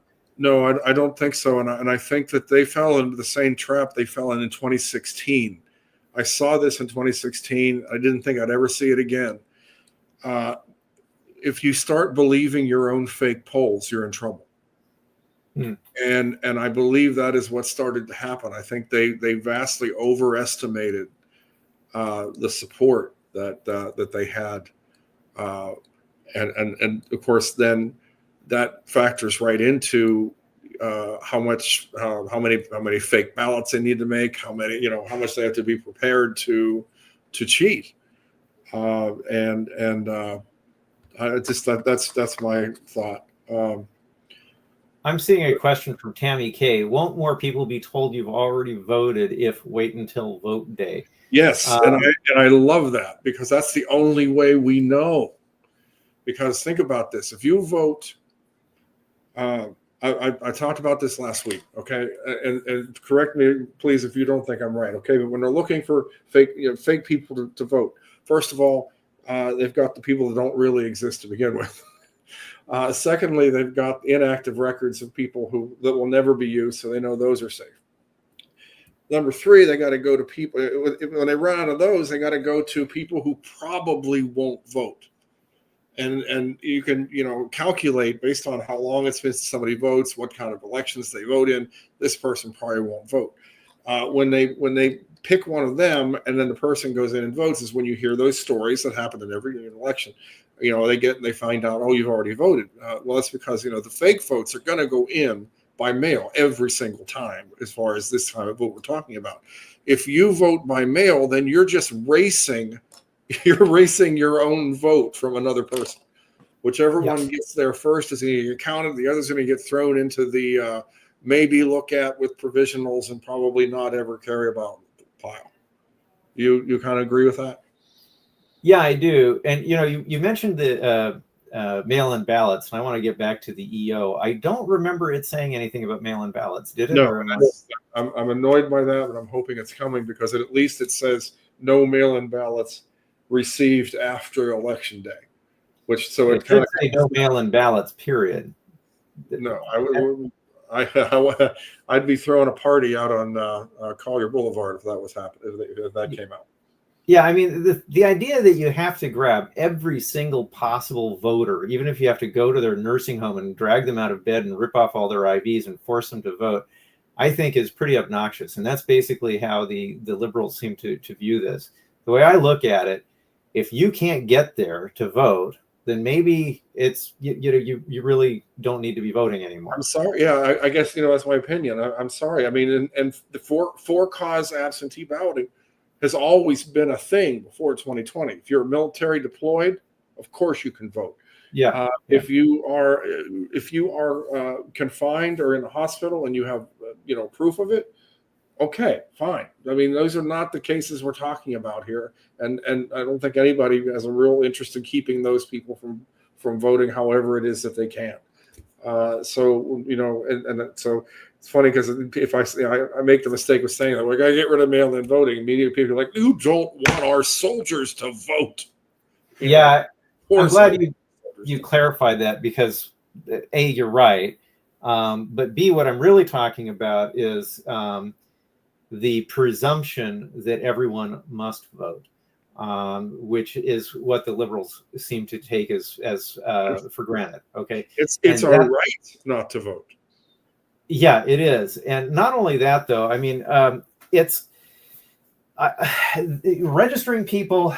It is very, very dangerous if they're not going to vote for the reason you stated otherwise, because then all of a sudden that registration becomes available for fraudulent purposes. Yeah. And that was another question I got, by the way, just now. It said real people who were registered don't vote. Can they be used as fodder in a ballot assigned to them? Yes, that's exactly what we're talking about. Yeah, well, and I saw quite a few people who were young who had their records duplicated. One case, young lady, she had an extra registration in her name, even though she registered 3 weeks after the election was over, and she had two votes actually. For the 2020 election in her name. She's a 19-year-old girl who was voting for the first time, and somehow she managed to get 2 votes, even though she registered after the election was over. That kind of thing happens. It's just crazy, but it does. And this is what you get when you don't look at what's happening with any meaningful oversight. And actually, by the way, on this subject, I'd like to mention something to your audience, if you don't mind, about the paper I was talking about this morning. Yes, please do it, and include how people can check your work out if they want to. Okay, yeah, I'll be putting it up on researchgate.com soon under my name, but I made a presentation this morning at the International Conference on Cyber Warfare and Terrorism in Williamsburg, Virginia. And the paper I presented was a system reliability analysis of the voter rolls across the country using the 10 or 11 that I've actually looked at as a sample. Now, the thing is, I decided to do this as a no-fault analysis. Now, clearly, I think there is fault. I think we have actually criminal liability related to some of the things that we found. Certainly not all of it, but quite a lot of it. But from my perspective, to solve the problem that we've got, it kind of makes sense to deal with the problem and the perpetrator separately. So I wrote this paper to deal with the problem. And the problem is we have databases in use, machinery in use, software in use that are not fit to use. Okay, they're not fit for use. It's a term of art that's used in industry to determine whether something is functional. So for instance, if you have an airplane that's not fit for use, that means essentially you can't legally fly it because it's dangerous, okay? If you have software in a bank that's not fit for use, it means it's prone to error that would cause some kind of problem for their customers, like they'd lose their money, for instance, or they give them too much money or whatever. And if you look at the voter rolls that way, they're not fit for use by any normal business standard. And this, I think, is something that can be dealt with separately, and it doesn't actually require a court case at all. It can be dealt with administratively just by pointing it out. Now, we have elected officials who are actually in love with the current system, apparently, because it benefits them somehow.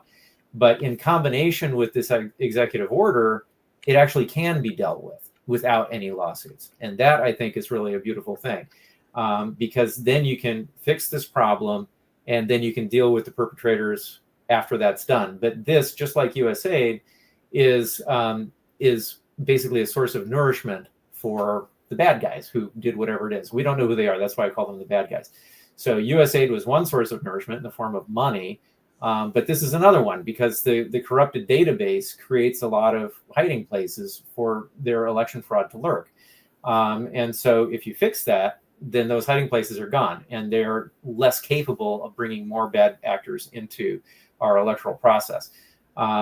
So anyway, I just wanted to point that out. Researchgate.com, I think, and then you just look up my name.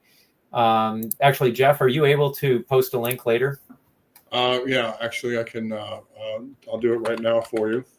Okay, or you could just go to my X account where I posted the link, and my X account, which badly needs followers. I've got practically none. Well, it's shoot. What is my handle there? Is it Zark Files?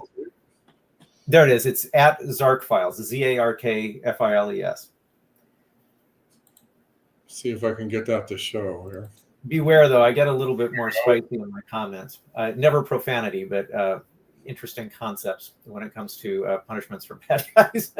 There you go. So check out Zark Files, and that from there, I think you can find anything else he's done. He has.